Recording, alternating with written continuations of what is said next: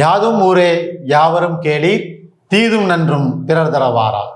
இயற்றமிழ் மாணவர்கள் அனைவருக்கும் இந்த முத்துக்குமாரின் முதல் வணக்கம். பயணம் TNPSC group 2 and group 2A படிக்கக்கூடிய மாணவர்களுக்கான ஒரு தேர்வு தொடர், இந்த பயணம்ங்கிற தொடர். இதில் முதல் தேர்வினுடைய தமிழ் எக்ஸ்பிளனேஷன் வீடியோ தான் இன்னைக்கு நம்ம பார்க்க போகிறோம், சரிங்களா? ஸோ ஆல்ரெடி நம்ம அடுத்த தேர்வுலேருந்து நாம் லைவாக வச்சுக்கிடுவோம். இந்த ஒரு தேர்வு மட்டும் ரெக்கார்டராக கொடுக்கலான்னு பிளான் பண்ணியிருக்கோம். அடுத்தடுத்த தேர்வுகள், பயணம் தேர்வுகளில் எக்ஸ்பிளனேஷன் வீடியோ நானே லைவில் வர்ற மாதிரி பிளான் பண்ணியிருக்கேன். ஸோ ஞாயிற்றுக்கிழமை நீங்கள் காலையில் தேர்வு எழுதுவீங்க, மாலையில் அந்த லைவை வச்சுக்கலாம். அந்த மாதிரி ஒரு பிளானிங் பண்ணிக்கிடுவோம். இந்த முதல் தேர்வு மட்டும் ரெக்கார்டராக கொடுக்குறோம், சரிங்களா? ஸோ அடுத்த தேர்வுலேருந்து லைவ் பார்க்கலாம். உங்களுடைய டவுட்ஸை நீங்கள் லைவ்லேயே கேட்டு கிளியர் பண்ணிக்கலாம், சரிங்களா? சரி, இன்னைக்கான தேர்வு 1க்கான பகுதிகள் 6 முதல் 8ஆம் வகுப்பு வரை இருக்கக்கூடிய தமிழ் புத்தகங்கள். ஸோ அதன் அடிப்படையில் உங்களுக்கு டெஸ்ட்டு முதல் தேர்வு. அந்த அடிப்படையில் இன்றைக்கி இருக்கக்கூடிய 100 கொஷின்ஸ் நீங்கள் எப்படி டெஸ்ட்டை எழுதுனீங்க அப்படிங்கிறத செக் பண்ணி பாருங்கள். ஸோ 100 கொஷின்ஸுக்கான ஆன்சரை நான் உங்களுக்கு சொல்கிறேன். ஆன்சரோட சேர்த்து ஒரு சின்ன விஷயத்தையும், அதாவது நம்ம அந்த அடுத்த ஆப்ஷன்ஸில் இருக்கக்கூடிய விஷயங்களும் என்னென்ன இருக்குது அப்படின்னு ஒரு சின்ன ரீகால். இப்போ எக்ஸ்ப்ளனேஷன் நீங்கள் ஆல்ரெடி டெஸ்ட் போட்டு கொஷினுக்கு ஆன்சருக்கு எல்லாம் செக் பண்ணி எல்லாம் முடிச்சிருப்பீங்க. இந்த எக்ஸ்ப்ளனேஷனுடைய முக்கியத்துவம் என்ன அப்படின்னா, இதை நீங்கள் திரும்ப ஒரு தடவை நாம் சொல்கிற எக்ஸ்ப்ளனேஷனை பார்க்கும்போது நீங்கள் படித்ததையே திரும்ப ஒரு தடவை ரீகால் பண்ணி பார்க்குறதுக்கு ஒரு நல்ல வாய்ப்பு. நம்ம 6 to 8 படிச்சுட்டோம், டெஸ்ட்டு போட்டுட்டோம். டெஸ்ட் போட்டோங்கிறதுக்காக அதை தூக்கி ஓரமாக வைக்கக்கூடாது. அப்போ அதை என்ன பண்ணணும், ஒரு ரீகால் பண்ணணும். அப்போ ரீகால் பண்ணுறதுக்கு எது பயன்படும்னா இந்த எக்ஸ்ப்ளனேஷன் உங்களுக்கு முக்கியத்துவமாக பயன்படும். இப்போ 100 கேள்வி இருக்குது அப்படின்னா 100 கேள்வியுமே அப்படி வாசிக்கிறது கிடையாது எக்ஸ்ப்ளனேஷன். அப்போ அதில் உள்ள ஆப்ஷன்ஸில் இருக்கக்கூடிய வார்த்தைகளை அதோட சேர்த்து கம்பேர் பண்ணி அது நம்ம எங்கே படித்தோம் அப்படிங்கிறத நினைவுபடுத்தி பார்க்கறது தான் இந்த எக்ஸ்ப்ளனேஷனுடைய முக்கியத்துவம், ரைட்டா? ஸோ அதற்காக தான் இந்த எக்ஸ்ப்ளனேஷன் நம்ம கொடுத்துக்கிட்டு இருக்கோம். ஸோ அந்த அடிப்படையில் இந்த பயணம் தேர்வுடைய முதல் எக்ஸ்ப்ளனேஷன் பார்ப்போமா? வாங்க உள்ளே போவோம். சரி, முதலாவதாக பகுதியா பொதுத்தமிழ் அப்படிங்கிற பகுதியிலேருந்து கேள்விகள். முதல் கேள்வி பாருங்க. தென்னிந்திய சமூக சீர்திருத்தத்தின் தந்தை என்று போற்றப்படுபவர் யார்? சூப்பர் கேள்வி இல்லையா? முதல் கேள்வியே சமூக சீர்திருத்தத்தின் தந்தை என்று அழைக்கப்படுபவர் யார்? இதில் இருக்கக்கூடிய எல்லாருமே சமூக சீர்திருத்தத்துக்காக பாடுபட்டவங்க தான். ஆனால் இதில் தந்தைன்னு கேட்கும்போது தென்னிந்திய சமூக சீர்திருத்தம் அப்படிங்கும் பொழுது அதில் முதலாவதாக வரக்கூடிய நபர் யாருன்னா அயோத்திதாசர். அப்போ ஆப்ஷன் சிங்கிறது தான் அதற்கான விடை. அயோத்திதாசர் தான் தென்னிந்திய சமூக சீர்திருத்தத்தின் தந்தை என்று அழைக்கப்பட்டவர். ஒரு பைசா தமிழன் அப்படின்னு சொல்லக்கூடிய ஒரு இதழை நடத்தியவர். தாழ்த்தப்பட்ட மக்களுக்கு கல்வி அறிவை புகுத்துவதற்காக பஞ்சமர் பள்ளிகளுக்காக பாடுபட்டவர். இப்படி பல விஷயங்களை தாழ்த்தப்பட்டு ஒடுக்கப்பட்டு இருக்கக்கூடிய மக்களுக்காக தன்னுடைய வாழ்க்கையை அர்ப்பணித்து பல முன்னிறுத்தக்கூடிய பல விஷயங்களை கொண்டு வந்தவர். ஸோ அதனால தான் அவரை தென்னிந்திய சமூக சீர்திருத்தத்தின் தந்தை என்று போற்றப்படுகிறார். தந்தை பெரியார் அவர்கள், பெரியார் ஈவே ராமசாமி என்று அழைக்கப்படக்கூடிய பெரியார் என்ற பட்டத்தை பெற்றவர். தந்தை என்றும் அன்போடு அழைக்கப்படக்கூடியவர் தந்தை பெரியார். பகுத்தறிவு சிந்தனைகளை அதிகமாக மக்களிடம் தென்னிந்திய பகுதிகளில் ஊட்டியவர்களில் முக்கியத்துவம் வாய்ந்தவர் யாருன்னா தந்தை பெரியார் அவர்கள். ரொம்ப முக்கியமான ஒரு நபர் கூட, இல்லையா? ஸோ பெண் கல்வி, கைம்பெண் மறுமணம், சொத்துரிமை, பெண்களுக்கான சொத்துரிமை, இதற்காகலாம் ஆதரவு தெரிவித்தவர். இதற்காக தன்னுடைய வாழ்நாள் முழுவதும் பிரச்சாரத்தை மேற்கொண்டவர் யாருன்னா தந்தை பெரியார். குறிப்பாக அந்த பெண்களுடைய அடிமைத்தனத்தை போக்குவதற்காக பாடுபட்டவர்கள் ஒருத்தர். கைம்பெண், அதாவது மனக்கொடைனா அந்த வரதட்சணைங்கிற விஷயத்த ரொம்ப அதிகமாக எதிர்த்தவர் யாருன்னா தந்தை பெரியார் அவர்கள், இல்லையா? ஸோ அவரை பகுத்தறிவு பகலவன் சொல்லுவாங்க. அவரை பகுத்தறிவு பகலவன் அப்படின்னு அழைக்கப்படக்கூடியவர் யாருன்னு பார்த்தீங்கன்னா தந்தை பெரியார். அதுலேயே பகுத்தறிவு செம்மல் அப்படின்னு யாரை சொல்லுவாங்க? பகுத்தறிவு செம்மல் யாருன்னா அம்பேத்கர். இது பழைய புத்தகத்தில் படிச்சிருப்போம். பகுத்தறிவு செம்மல் என்று அழைக்கப்படக்கூடியவர் அம்பேத்கர். பகுத்தறிவு பகலவன் என்று அழைக்கப்படக்கூடியவர் தந்தை பெரியார் அவர்கள். அடுத்து ரட்டமலை சீனிவாசன், அவரும் தாழ்த்தப்பட்ட ஒடுக்கப்பட்ட மக்களுக்காக பாடுபட்டவர்கள், அவரும் ஒருத்தர். ரட்டமலை சீனிவாசன். ராவ் பகதூர் அப்படிங்கிற பட்டம், திவான் பகதூர் அப்படிங்கிற பட்டம் ஆங்கிலேயர்களால் இவருக்கு வழங்கப்பட்ட பட்டங்கள். இதெல்லாம் ராவ் பகதூர், திவான் பகதூர் அப்படிங்கிற பட்டங்கள் எல்லாம் பெற்றவர் யாருன்னா ரட்டைமலை சீனிவாசன். முக்கியமான நபர்கள்ல அவரும் ஒருத்தர், சரிங்களா? முக்கியமாக சொல்லப்போனால் பறையன் மகாஜன சபை, பறையன்கிற ஒரு இதழ் பறையன்கிற ஒரு பத்திரிகையை தொடங்கியவரே யாருன்னா ரட்டமலை சீனிவாசன். பறையன் மகாஜன சபைன்னு சொல்லி ஒரு சபையை உருவாக்கியவர். ஆதி திராவிடர் அப்படின்னு அந்த தாழ்த்தப்பட்ட மக்களை ஆதி திராவிடர்னு அழைக்கணும் அப்படின்னு சொல்லி சட்டமன்றங்களில் தீர்மானத்தை கொண்டு வந்ததுல முக்கியமான ஆளு. ஆதி திராவிடர் அப்படிங்கிற வார்த்தையை கொண்டு வரணும் அப்படின்னு முனைப்பு காமிச்சவர். ஆதி திராவிடர் மகாசபை அப்படின்னு சொல்லி அந்த பறையன் மகாசபை கூட பிற்காலங்களில் ஆதி திராவிடர் மகாசபைன்னு மாற்றிக்கிட்டார். திராவிட மகாஜன சபை அதுங்கிறது அயோத்திதாசர். திராவிட மகாஜன சபை, திராவிட மகாஜன சபையை உருவாக்கியவர் யாருன்னா அயோத்திதாசர். ஆதி திராவிடர் மகாசபை உருவாக்கியவர் யாருன்னா ரட்டமலை சீனிவாசன். பறையன் மகாசபைங்கிறதையும் உருவாக்கியவர் அவர் தான். இவருடைய அதாவது அயோத்திதாசருடைய தங்கையைத்தான் ரட்டமலை கட்டியிருப்பாருன்னு நினைக்கிறேன். இல்லை அவருடைய தங்கை இவர் கட்டினாரான்னு தெரியல. ஆனால் ரெண்டு பேரும் மச்சான் முறை மாப்பிள்ளை முறை தான் அவங்க ரெண்டு பேருக்குள்ள. அது ரெட்டமலை அவருடைய மனைவி முதல் மனைவி இறந்து போகிறேன்னு நினைக்கிறேன். இரண்டாவது மனைவியை அயோத்திதாசருடைய தங்கைன்னு நினைக்கிறேன். அந்த மாதிரி ஒரு உறவுக்காரங்களாக இருந்தவங்க தான். அடுத்து வள்ளலார், நமக்கு தெரிஞ்ச ஒரு முக்கியமான ஒரு சமூக சீர்திருத்த செயல்பாட்டாளர்.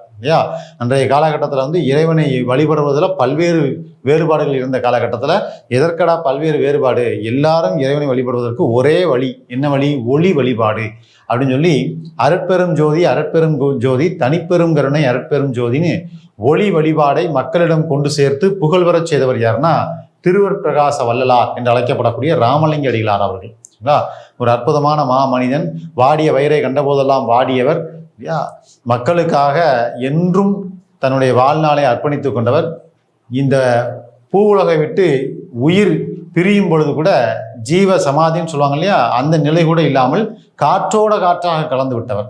மற்றவங்கெல்லாம் ஜீவ சமாதி அடைவாங்க சித்தர்கள்லாம். ஏன்னா அவங்கள ஒரு குழியில இறக்கி அதுக்கு மேலே அவங்கள ஒரு குழியில இறக்கி அதுக்கு மேலே அவங்கள மூடி வைப்பாங்க, அது ஜீவ சமாதி நிலை. ஆனால் உடல் கூட இல்லாத அளவுக்கு காற்றோடு காற்றாக கலந்து விட்டவர் யாருன்னா வள்ளலார். அப்படிப்பட்ட சித்தராகவும் அதே நேரம் மக்கள்கிட்ட சீர்திருத்த கருத்துக்களை பரப்புவதில் முக்கிய நபராகவும் ஒரு மருத்துவராகவும் ஒரு பாடல் ஆசிரியராகவும் இப்படி பல பரிணாமத்தில் பன்முகத்தன்மைகளில் வாழ்ந்தவர் திருவருட்பிரகாச வள்ளலார். இவங்க 4 பேருமே சீர்திருத்தவாளர்கள் தான், சரிங்களா? ஸோ அதில் தென்னிந்திய சமூக சீர்திருத்தத்தின் தந்தை என்று அழைக்கப்படுவார்னு கேட்டால் நாம் யாரை போடணும்? அயோத்திதாசர். இதுதான் ஆன்சர், சரிங்களா? ரைட், அடுத்த கொஸ்டின் போயிருமா? வாங்க. கீழ்காணும் இணைகளை கருத்தில் கொண்டு விடையளி. கீழ்காணும் இணைகளை கருத்தில் கொண்டு விடையளி. 1. திராவிட நாட்டின் வானம்பாடி என்று போற்றப்பட்டவர் முடியரசன். கரெக்ட். திராவிட நாட்டின் வானம்பாடி பேரறிஞர் அண்ணா அவர்கள் தான் இவரை புகழ்ந்திருப்பார். யார? முடியரசன். கவியரசுங்கிற பட்டம் பெற்ற முடியரசன். அவன் முதல் கூற்று கரெக்டா இருக்கு. புதியதொரு விதி செய்வோம் என்ற நூலின் ஆசிரியர் தாராபாரதின்னு கொடுத்துருக்காங்க. இது தவறானது. ஏன்னா புதியதொரு விதி செய்வோம் எழுதியவரே யார் தான்? முடியரசன் தான் எழுதியிருப்பார். பூங்கொடி, வீரகாவியம், காவியப்பாவை, புதியதொரு விதி செய்வோம், மனிதனை தேடுகின்றேன், நெஞ்சில் பூத்தவை, ஞாயிறும் திங்களும், வள்ளுவர் கோட்டம், இப்படி பல நூல்களை எழுதியவர் யாருன்னா கவியரசு முடியரசன். ஏன் ஒரு அற்புதமான கவிஞனுங்க கவியரசு முடியரசன். மரபு கவிதைகளை அவரை மாதிரி எழுதுறதுக்கு ஆள் கிடையாது. நம்ம 6ஆம் வகுப்புல ஒரு அற்புதமான பாடல் இருக்கு, ஞாபகம் இருக்குன்னு நினைக்கிறேன். நானிலம் படைத்தவன் அப்படின்னு சொல்லி, கல்லெடுத்து முள்ளெடுத்து காட்டு பெருவழியை மல்லெடுத்த திந்தோல் மரத்தால் வளப்படுத்தி ஊராக்கி ஓங்கும் நகராக்கி நாடென்ற வேராக்கி வாழ்ந்த பெருமை அவன் பெற்றான். மாநிலத்தில் குறிஞ்சி முல்லை மருதம் நெய்தல் நானிலத்தை கண்ட பெறும் நாகரீக மாந்தனவன். ஆழ கடல் கடந்தான் அஞ்சும் சமர் கடந்தான் சூழும் பனிமலையை சுற்றி கொடி புரித்தான் முக்குளித்தான் ஆலிக்குள் முத்தெடுத்தான் ஏனிக்குள் தோணிக்குள் எக்களிப்பு மீதுரை ஏலம் விலகுதல் பண்டங்கள் ஏற்றி பயனல்கும் வாணிகத்தால் கண்டங்கள் சுற்றி களமேறி வந்தவன் தான் அஞ்சாமி மிக்கவன் தான் ஆனாலும் சான்றோர்கள் அஞ்சுவதை அஞ்சி அகற்றி விளக்கிடுவான்னு பாடியிருப்பார். தமிழர்களை இவ்வளவு புகழ்ந்து பாடுறதுக்கு ஒரு நபர் கிடையாது. இந்த மாதிரி ஆதி தமிழர்கள் ஆதி காலம் முதல் மனிதன் தோன்றிய காலம் முதல் வாழ்ந்து வரக்கூடியவன், எந்த ஒரு விஷயத்துக்கும் பயப்படாதவன் தமிழன் அப்படின்னு சொல்லி தமிழர்களை பெருமைப்படுத்தியவர் யாருன்னா கவியரசு முடியரசன் அவர்கள். அதனால அவருடைய நூல் புதியதொரு விதி செய்வோம் அவருடைய நூல் தான். அப்போ தாராபாரதி நூல் எது? அவரும் சூப்பராக பாடியிருப்பார் இல்லையா? வெறுங்கை என்பது மூடத்தனம், உன் விரல்கள் பத்தும் மூலதனம், கருங்கல் பாறையும் நொறுங்கிவிலும், உன் கைகளில் பூமி சுழன்று வரும், எத்தனை உயரம் இமயமலை அதில் இன்னொரு சிகரம் உணர்ந்துதலை, எத்தனை ஞானியர் பிறந்த தலை அவேர்களை விஞ்சிட என்ன தடை அப்படின்னு பாடினவர். இளைஞர்களுக்கான ஒரு எழுச்சிமிக்க பாடல் யாருன்னா தாராபாரதியினுடைய. நம்ம 6ஆம் வகுப்பு பழைய புத்தகத்தில் பார்த்துருப்போம் இல்லையா? திண்ணையை இடித்து தெருவாக்கு அப்படின்னு சொல்லி. உட்கார் நண்பா நலந்தானா, நீ ஒதுங்கி செல்வது சரிதானா, சுட்டு விரல் நீ சுருங்குவதா, உன் சுயபலம் உனக்குள் ஒடுங்குவதா, திண்ணைதானா உன் தேசம், தெருவென்றாயோ உன் உலகம், திண்ணையை இடித்து தெருவாக்கு, உன் தெருவை மேலும் விரிவாக்குன்னு பாடியவர் யாருன்னா தாராபாரதி. கவி ஞாயிறுன்னு அவர் அழைப்பாங்க. அவ்வளோ சூப்பரான ஆள். அவர் பாடியது வந்து இதெல்லாம் இதயங்கள் கிழக்கு, விரல் நுனி வெளிச்சங்கள், புதிய விடியல்கள், வேலைகள் அல்ல வேள்விகளே, இதெல்லாம் அவருடைய கவிதைகள், தாராபாரதியின் கவிதைகள். அப்போ புதியதொரு விதி செய்வோம் அவருடைய கிடையாது. அப்போ 2வது கூற்று தவறு. அப்போ கூற்று 1 மட்டும் சரியாக இருக்கு. எங்க இருக்கு? ஆப்ஷன் B இருக்கு. கூற்று 1 மட்டும் சரி. கரெக்டா? அடுத்த கொஸ்டின் வந்துருவோம் வாங்க. 3வது கொஸ்டின் பாருங்க. பாடும் பாடல் இலக்கண குறிப்புன்னு கேட்டிருக்காங்க. பாடும் பாடல் பாருங்க, 2 வார்த்தைகள் இருக்கு. இதுல முதல்ல இருக்கிறது செயல், பாடும் அப்படிங்கிறது செயல். 2வது இருக்கிறது ஒரு பெயர். இல்லையா? இந்த பாடுங்கிற அந்த செயல் வந்து முடிஞ்சிருக்கான்னு பார்த்தீங்கன்னா முடியலை. முடியாம இருந்துச்சுன்னா அதுக்கு பேர் எச்சம்னு பேர். முடியாம இருந்தால் அதுக்கு என்ன பேர்? எச்சம். இல்லையா? பாடும் அப்படிங்கிறது ஒரு எச்சம். இப்போ இந்த எச்சத்தை எதை கொண்டு முடிச்சிருக்கேன்? பாடல்ங்கிற ஒரு பெயரை கொண்டு முடிச்சிருக்கேன். அப்போ பெயரை கொண்டு முடிஞ்சா அது என்னது? பெயரெச்சம். பெயரை கொண்டு முடிஞ்சா என்னங்க எச்சம்? பெயரெச்சம். சரிங்களா? ஸோ அப்போ இங்கே என்ன ஆப்ஷன்லாம் இருக்கு? முற்றுமை, முற்றச்சம், பெயரெச்சம், வினையச்சம். அப்போ ஆன்சர் என்ன? பெயரெச்சம். பாடும் பாடல். இன்னும் இதை டெப்தா எடுத்தோம்னா இது என்ன பெயரெச்சம்? அதாவது இறந்த காலமா, நிகழ்காலமா, எதிர்காலமான்னு கேட்டா இது எதிர்கால பெயரெச்சம். இது எதிர்கால பெயரெச்சம். பெயரெச்ச விகுதிகள் எதெல்லாம் வரும்? அ வரும், வரும், 2 வரும். வரும், ஆங்கிறது இறந்த காலத்துக்கு வரும், நிகழ்காலத்துக்கு வரும். எதிர்காலத்துக்கு தான் வரும். எதிர்காலத்துக்கு இப்போ உதாரணத்துக்கு படித்த பெண்கள் இருக்கு. படித்த அப்படின்னா அது இறந்த காலம். இப்போ நிகழ்காலத்துக்கு படிக்கின்ற பெண்கள். அப்போ 2மே தானே வருது. ஆனால் எதிர்காலம் பாருங்களேன், படிக்கும் பெண்கள். அப்போ உம்முன்னு வரும். அப்போ எதிர்கால பெயரெச்சம் மட்டும்தான் அந்த உம்முன்னு வரக்கூடியது. சரிங்களா? அப்போ ஒரு எச்சம் நிக்கி அதுக்கு பக்கத்துல அது எதை கொண்டு முடிக்கினா பெயரை கொண்டு முடிச்சா பெயரெச்சம், அதே வினையை கொண்டு முடிச்சா வினையெச்சம். இப்போ நடந்துன்னு இருக்கு. நடந்து இது ஒரு எச்சம். நடந்து இது ஒரு முடிவுறாத செயல். இப்ப நடந்து அடுத்த வார்த்தை எதை கொண்டு முடிக்கிறேன்? சென்றான்னு முடிக்கிறேன். நடந்து சென்றான்னு முடிக்கிறேன். அப்ப இங்க என்னாச்சு? இந்த எச்சம் எதை கொண்டு முடிச்சிருக்கேன்? வினையை கொண்டு முடிச்சிருக்கேனா? அப்ப இது வினையெச்சம். இப்ப எது? வினையெச்சம். அப்போ ஒரு பெயரை கொண்டு முடித்தால், ஒரு எச்ச வினை பெயரை கொண்டு முடிஞ்சால் பெயரெச்சம், ஒரு எச்ச வினை வினையை கொண்டு முடிச்சா வினையெச்சம். சரிங்களா? அடுத்தது முற்றுமைன்னு என்ன? முற்றுமைன்னு என்ன அப்படின்னா இந்த உம்முங்கிற எழுத்து ஒரு தடவை வந்திருக்கு அப்படின்னா அது முற்றுமை. இங்க அப்படி கிடையாது சார், ஒரு தடவை தான் வந்திருக்குன்னு சொல்லக்கூடாது. இங்க 2 வார்த்தை இருக்கு, பாடும் பாடல்னு. அங்க அப்படி இருக்காது, ஒரே ஒரு வார்த்தை தான் இருக்கும். எப்படி இருக்கும் அப்படின்னா எப்படி சொல்லலாம் அப்படின்னா முடிக்கும், முடிக்கும் அப்படி இருக்கு. அப்படின்னா அந்த உம்முன்னு ஒரு எழுத்து ஒரு தடவை மட்டும் வந்திருக்கா, இதுக்கு பேரு முற்றுமைன்னு பேரு. இதுக்கு என்ன பேரு? முற்றுமை. இதுலயே எண்ணுமைன்னு இருக்கு. அது என்னன்னா தாயும் தந்தையும் மகனும் அப்படின்னு இந்த ஊமு போய்கிட்டே இருக்கா. இந்த மாதிரி ஒன்றுக்கும் மேற்பட்ட ஊமு வந்ததா அதுக்கு பேரு எண்ணுமை. ஒரே ஒரு ஊமு வந்தா முற்றுமை, ஒன்றுக்கும் மேற்பட்ட ஊமு வந்ததுன்னா அதுக்கு என்ன பேரு? எண்ணுமை. சரிங்க, இந்த உம்மு வரல, வெளிப்படையா வரல, ஆனா மறைஞ்சிருக்கு அப்படின்னா அதுக்கு என்ன பேருனா உம்மை தொகை. அதுக்கு என்ன பேரு? உம்மை தொகை. இப்ப தாயும் தந்தையும், இதை தாய் தந்தைன்னு எழுதுறேன், தாய் தந்தை எழுதிருக்கேன். இப்ப இதுல பாருங்க உம்மு வெளிப்படையா தெரியுதா? தெரியல, ஆனா நம்ம புரிஞ்சுக்கிறோம் தாயும் தந்தையும் தான் எழுதணும், அதான் அதை மறைச்சொல்லி இருக்கும். அப்ப அதுக்கு என்ன பேரு? உம்மை தொகைன்னு பேர். தொகைனா மறைதல். அப்போ உம்மை தொகைன்னு பேர். அப்போ முற்றுமைனா ஒரு உம்மு, ஒன்றுக்கு மேற்பட்ட உம்மு வந்தா எண்ணுமை, மறைஞ்சு வந்தா உம்மை தொகை. சரிங்களா?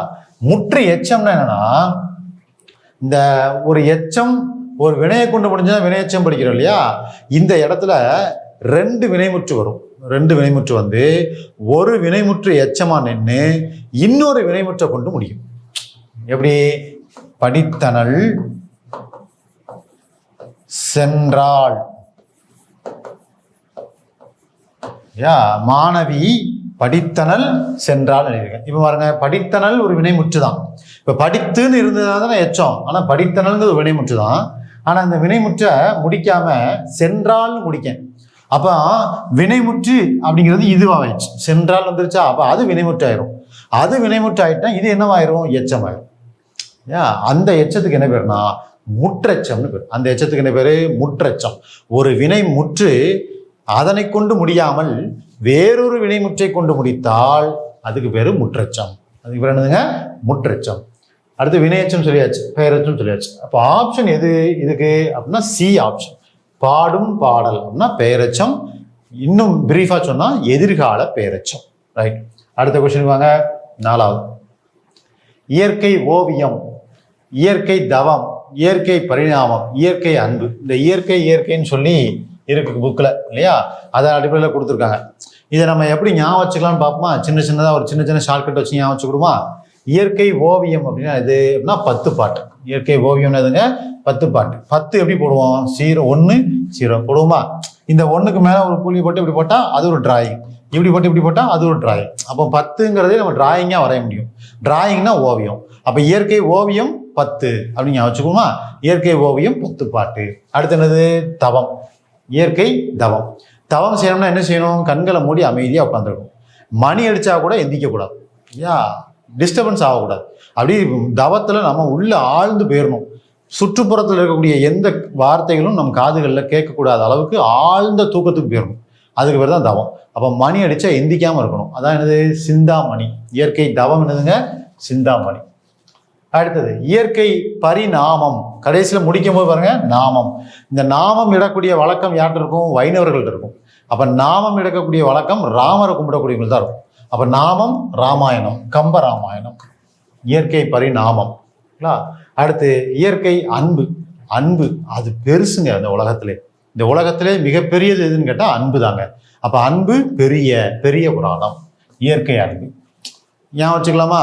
அப்போ இயற்கை தவம். இப்போ பாருங்க, இயற்கை ஓவியம்னா என்ன? ஓவியம் வரைகிறது 10 பாட்டு.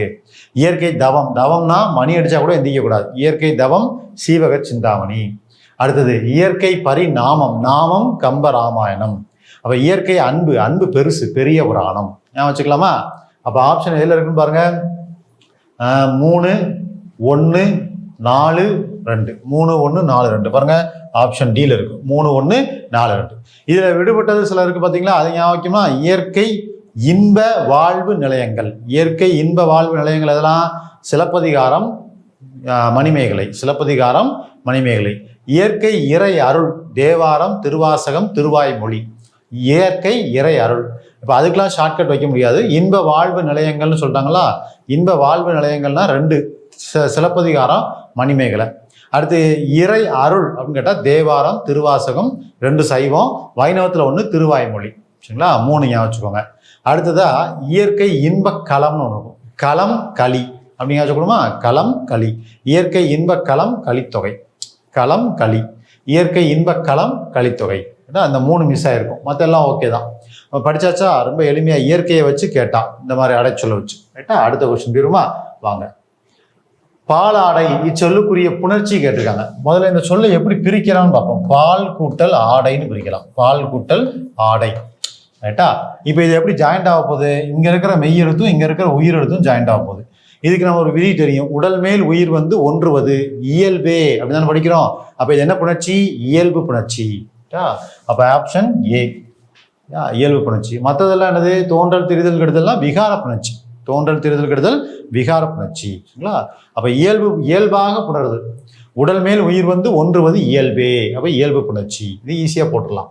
ரைட். அடுத்த கொஸ்டின் போமா? வாங்க. Question number 6.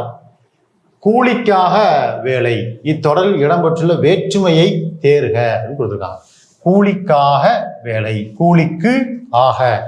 கூ ஆக இது ரெண்டுமே எதுக்கு வரும்? கூ 4ஆம் வேற்றுமை, ஆக அதனுடைய சொல்லுருவு. ஆக, பொருட்டு, நிமித்தம் இதெல்லாம் அதனுடைய சொல்லுருவு. அப்போ இது எத்தனாவது வேற்றுமை? 4ஆம் வேற்றுமை. இங்க வேற்றுமை தான் கேட்டிருக்காங்க. அப்போ 4ஆம் வேற்றுமை தான் கூ. 3ஆம் வேற்றுமை எதுங்க? 3ஆம் வேற்றுமை ஞாபகம் இருக்கா? ஆள், ஆண், ஒடு, ஓடு. 4 இருக்கு. ஆள், ஆண், ஒடு, ஓடு. ஆண் செய்யுள்ள மட்டுமே வரக்கூடிய 3ஆம் வேற்றுமை எதுன்னு கேட்டா ஆண். ஆள் கருவி பொருளையும் கருத்தா பொருளையும் வரும். ஒடு, ஓடு உடன் நிகழ்ச்சி பொருள்ல வரும். 8ஆம் வகுப்புல படிச்சிருப்போம், ஞாபகம் இருக்கும். 5ஆம் வேற்றுமை இன்னு, இல்லு 2 இருக்கு. 5ஆம் வேற்றுமை இன்னு, இல்லு 4 பொருட்கள்ல வரும் இல்லையா? நீங்கள், ஒப்பு, எல்லை, ஏதுன்னு சொல்லி 4 பொருட்கள்ல வரும். அடுத்தது 6ஆம் வேற்றுமை. 6ஆம் வேற்றுமை அது, ஆது, அந்த அது ஆது ஆல தற்கால வழக்கத்தை ரெண்டும் கிடையாது. இப்போதைக்கு அது மட்டும் தான் கொடுத்துருக்காங்க இல்லையா. அது இது ஒரே ஒரு பொருளில் தான் வரும், உரிமை பொருளில் மட்டும் வரக்கூடியது 6ஆம் வேற்றுமை. சரிங்களா. முதல் வேற்றுமைக்கும் கடைசி வேற்றுமைக்கும் உறுப்பு கிடையாது. முதல் வேற்றுமை எழுவாய் வேற்றுமையுமாங்க, கடைசி வேற்றுமை வெளி வேற்றுமையுமாங்க. ஸோ வேற்றுமையை பற்றி ஓரளவுக்கு படிச்சிருப்போம். ரைட். அடுத்த கொஸ்டினுக்கு வந்துடுங்க. Question number 7. கீழ்காணும் கூற்றுகளை கருத்தில் கொண்டு விடையளி. எப்படி பிடிக்கும்? குமரகுருபரர் 17ஆம் நூற்றாண்டை சார்ந்தவர். கரெக்டுங்க, 17ஆம் நூற்றாண்டுல வாழ்ந்தவர் தான். நீதிநெறி விளக்கம் கடவுள் வாழ்த்து நீங்களாக 102 வெண்பாக்களை கொண்டது. 102 வெண்பாக்களை கொண்டதுங்கிறது சரிதான். ஆனா கடவுள் வாழ்த்து நீங்களாக அப்படிங்கிறது தவறு. கடவுள் வாழ்த்து நீங்களாங்கிற வார்த்தையே இங்க கிடையாது. அப்ப இது தவறு. 102 வெண்பா தான், அதுல நீங்களாக சேர்த்துலாம் கிடையாது. அடுத்தது, குமரகுருபரின் நீதிநெறி விளக்கம் மக்களின் வாழ்வுக்கு தேவையான நீதிகளை சுட்டி காட்டுகிறது. இது சரிதான். அப்போ 1, 3 சரி, 2 தவறு. இங்க என்ன ஆன்சர் பாருங்க, 1 மற்றும் 3 சரி. இதுதான் கரெக்ட். நம்ம இதை கொஞ்சம் கேர்லெஸ்ஸா பார்த்துட்டோம்னா அனைத்தும் சரி போட்டுருவோம். கொஞ்சம் கேர்லெஸ்ஸா பார்க்கக்கூடாது, தெளிவா பார்க்கணும். நீதிநெறி விளக்கம் கடவுள் வாழ்த்து நீங்களாக கொடுத்துருக்காங்க. அப்படி ஒரு வார்த்தையை நம்ம படிக்கவே இல்லை. கடவுள் வாழ்த்து நீங்களாகன்னு கிடையாது. அப்போ 102 வெண்பாக்கள் தான் அதுல இருக்கு. ரைட்டா. இதுல எக்ஸ்ட்ரா இன்ஃபர்மேஷன் என்ன படிச்சுக்கலாம்னா, இதுக்கு உரை எழுதியவர் ஒருத்தர் இருக்காரு. இந்த நீதிநெறி விளக்கத்திற்கு, குமரகுருபரர் எழுதிய நீதிநெறி விளக்கத்திற்கு உரை எழுதியவர் யாருன்னா பரிதிமாற் கலைஞர். உரை எழுதியவர் பரிதிமாற் கலைஞர். சூரிய நாராயண சாஸ்திரி என்ற இயற்பெயரை கொண்ட பரிதிமாற் கலைஞர் தான் இதுக்கு உரை எழுதியிருப்பாரு. ஆனா எல்லாத்துக்கும் இல்லை, ஒரு 51 பாடல்கள் எழுதியிருப்பார். 102 வெண்பால ஒரு 51 வெண்பாக்கு உரை எழுதியவர் யாருன்னா பரிதிமாற் கலைஞர். சரிங்களா. இது எக்ஸ்ட்ரா இன்ஃபர்மேஷனா தெரிஞ்சுக்கணும். ரைட். அடுத்த கொஸ்டின் போயிருமா, வாங்க. கிளை சொற்பொருள் தருக. கிளை, கிளைனா என்ன? உறவினர். கிளைனா உறவினர். இல்லையா. இது எங்க வரும்? கலித்தொகையில படிச்சிருப்போம். ஞாபகம் இருக்கா? அன்பு எனப்படுவது தன் கிளை செராமை, தன் உறவினர்களை வெறுக்காமல் இருப்பதுதான் அன்பு அப்படின்னு படிச்சிருப்போம். அப்ப கிளைனா என்ன? உறவினர். வரியர்னா யாரு? வறுமையுற்றவர்கள். வறுமையுற்றவர்கள் தான் வரியர் சொல்லுவாங்க. பகைவர்கள், பகைவர்கள்னா பகை கொண்டவர்கள் தான் பகைவர்கள். புதியவர், அதுல தெரிஞ்சதுதான். வறியவர்னா வறுமையுற்றவர்கள், கிளைனா உறவினர்கள். ரைட். அடுத்த கொஸ்டின், இசைக்கருவிகளை இசைத்து பாடல் பாடுவோர் யார் அப்படின்னு கேட்டிருக்காங்க. இது நம்ம தமிழர் இசைக்கருவிகள் அப்படிங்கிற பகுதி இருக்கு இல்லையா, 7ஆம் வகுப்புன்னு நினைக்கிறேன், அந்த பகுதியில் கேட்டிருக்காங்க அந்த கொஸ்டின். இதுல இசைக்கருவிகளை இசைத்து பாடல் பாடக்கூடியவர்கள் பாணர்கள். இசைக்கருவிகளை இசைத்து கொண்டே பாடல் பாடக்கூடியவர்கள் பாணர்கள். பாடான்ங்கிறது புறத்திணைகள்ல வரும் பார்த்திருக்கீங்களா. பாடப்படும் ஆண்மகனின் ஒழுக்கம், வீரம், அன்பு, கொடை, அதை பத்தி பாடுறது பாடான். அப்ப இதுவும் கிடையாது. விரலியர், கூத்தர். இந்த கூத்தருங்கிறது ஆண்பால், இந்த கூத்தருடைய பெண்பால் தான் விரலியர். இல்லையா. கூத்தர்களுக்கும் பாணர்களுக்கும் என்ன வித்தியாசம்? இந்த பாணர்கள் பார்த்தீங்கன்னா கையில யாழ் வச்சிருப்பாங்க, நரம்பு கருவி. கையில நரம்பு கருவி வச்சுக்கிட்டு யாழ் மீட்டிக்கொண்டே பாட்டும் பாடிக்கொண்டே என்ன செய்வாங்க, பாடல்களை பாடிக்கொண்டே நம்ம அப்படி நடந்து போவாங்க. இவங்க பாணர்கள். அதனால தான் அவங்கள சிறுபாணர்கள், பெரும்பாணர்கள் நம்ம ஆட்சிப்படையில் படிக்கிறோம். சிறுபாணர்கள்னா சீரியால் மீட்டக்கூடியவங்க, பெரும்பாணர்கள்லாம் பேரியால் மீட்டக்கூடியவங்க. சீரியால் பேரியால்னு ஏன் சொல்லுவாங்க அப்படின்னா, 9 நரம்புகள்ல இருக்கக்கூடியது சீரியால், 21 நரம்புகள்ல இருக்கக்கூடியது பேரியால். 21 நரம்பு இருந்தா பேரியால், 9 நரம்புகள் இருந்தா சீரியால்னு சொல்லுவாங்க. இந்த 2 யாழ் தான் சங்க காலத்துல உண்டு. பிற்காலங்களில் தான் அந்த யாழ் நிறைய மாறுச்சு. சகோட யாழ், செங்கோட்டி யாழ், மகர யாழ், முன்னாடி யாழ் நிறைய நரம்புகள்ல வந்துச்சு. பழைய காலத்துல 9 நரம்பு, 21 நரம்பு. அந்த 9 நரம்பு இருந்தால் சீரியால், அதை மீட்டக்கூடியவர்கள் சிறுபாணர்கள். 21 நரம்பு மீட்டக்கூடியவங்க பேரியால், அது பெரும்பாணர்கள் மீட்டுவாங்க. அதான் சிறுபானாற்றுப்படை, பெரும்பானாற்றுப்படை. இவங்களுக்கு அவங்களுக்கு என்ன வித்தியாசம்னா, கூத்தர்களை பொறுத்தளவுல எக்ஸ்ட்ரா ஒரு விஷயமும் செய்வாங்க. இவங்க இசைச்சு பாட்டு பாடுவாங்க, அவங்க இசைச்சு பாட்டும் பாடி ஆட்டமும் ஆடுவாங்க. காலில் சலங்கை கட்டியிருப்பாங்க, பறை இசைப்பாங்க, பிளஸ் ஆடவும் செய்வாங்க, பாட்டும் பாடுவாங்க. 3 விஷயம் செய்வாங்க. அதனால தான் கூத்தர்கள். கூத்தர்களுக்கு ஆண்பால், பெண்பால் விரலியர்னு சொல்லுவாங்க. சரிங்களா. ஸோ இது அப்போ இசைக்கருவிகளை இசைத்து பாடல் பாடக்கூடியவர்கள் ஆப்ஷன் சி, பாணர்கள் அப்படிங்கிறதா சரியான விடை. ரைட்டா. சரி, அடுத்த கொஸ்டின் போமா, வாங்க. ஒருமைப்பன்மை பிழையற்ற தொடர். ஒருமைப்பன்மை பிழையற்ற தொடர் அப்படின்னா சரியான தொடரை தேர்ந்தெடுக்கணும். பிழையற்றதுன்னு கேட்டிருக்காங்க. இந்த மாதிரி பிழையற்றது இதெல்லாம் அண்டர்லைன் பண்ணிடுங்க. அப்பப்போ எக்ஸாம்லேயே நீங்கள் கொஸ்டின் பேப்பரில் ஒரு அண்டர்லைன் பண்ணிடுங்க. அப்போ தான் மறக்காது, கேர்லெஸ் பண்ண மாட்டோம். சரிங்களா. என்ன கேட்டிருக்காங்க? பிழையற்றது. பிழையற்றதுன்னு என்ன? சரியான விடை கேட்டிருக்காங்க. பகைவர் நீவீர் அல்லர், இந்த நிலத்துக்கு உரிமையாளர் நீ அல்லை, தாங்கள் படிக்க வேண்டிய புத்தகங்கள் இவை அன்று, அதை செய்தது நான் அல்ல. இதுல சரியானது எதுன்னு கேட்டிருக்காங்க. இந்த அல்ல, அன்று, அல்லீர், அல்லை இதை வச்சு மட்டுமே ஒரு கொஸ்டின் கண்டிப்பாக கேட்பான். அப்போ அதை எப்படி ஞாபகம் வச்சுக்கலாம்? ஒரு சின்ன பாயிண்ட்டை பார்ப்போமா. அதில் இங்கே பாருங்களேன், அதாவது 3 இடம் இருக்கு. தன்மைன்னு ஒன்று இருக்கு, அடுத்து முன்னிலைன்னு ஒன்று இருக்கு, படற்கைன்னு ஒன்று இருக்கு. 3 இருக்கா? தன்மை, முன்னிலை, படற்கை 3 இருக்கா? ரைட். இந்த தன்மையில வாங்கலேன், தன்மையில ஒருமை, தன்மையில ஒருமை, தன்மையில ஒருமைன்னா என்ன? நான் அப்படிங்கிறது இல்லையா? தன்மையில ஒருமை நான் அப்படின்னா அதுக்கு என்ன போடணும் அப்படின்னா அல்லன், அல்லேன். தன்மையில ஒருமை வந்தா, நான் வந்தா என்ன போடணும்? அல்லேன் போடணும். அதே இது பன்மை, அல், நான், நாம் வரும். நாம், நாம் வந்ததுன்னா அல்லோம், அல்லோம். ரைட்டா? அப்ப தன்மையில ஒருமை வந்ததுன்னா அல்லேன், தன்மையில பன்மை வந்ததுன்னா அல்லோம். அதாவது நான் வந்துச்சுன்னா அல்லேன் போடணும், நாம் வந்துச்சுன்னா அல்லோம் போடணும். சரிங்களா? முன்னிலையில பாருங்க, முன்னிலையில ஒருமை, அதாவது நீ வரும், நீ வந்துடும் இல்லையா? நீ வந்தா அல்லை,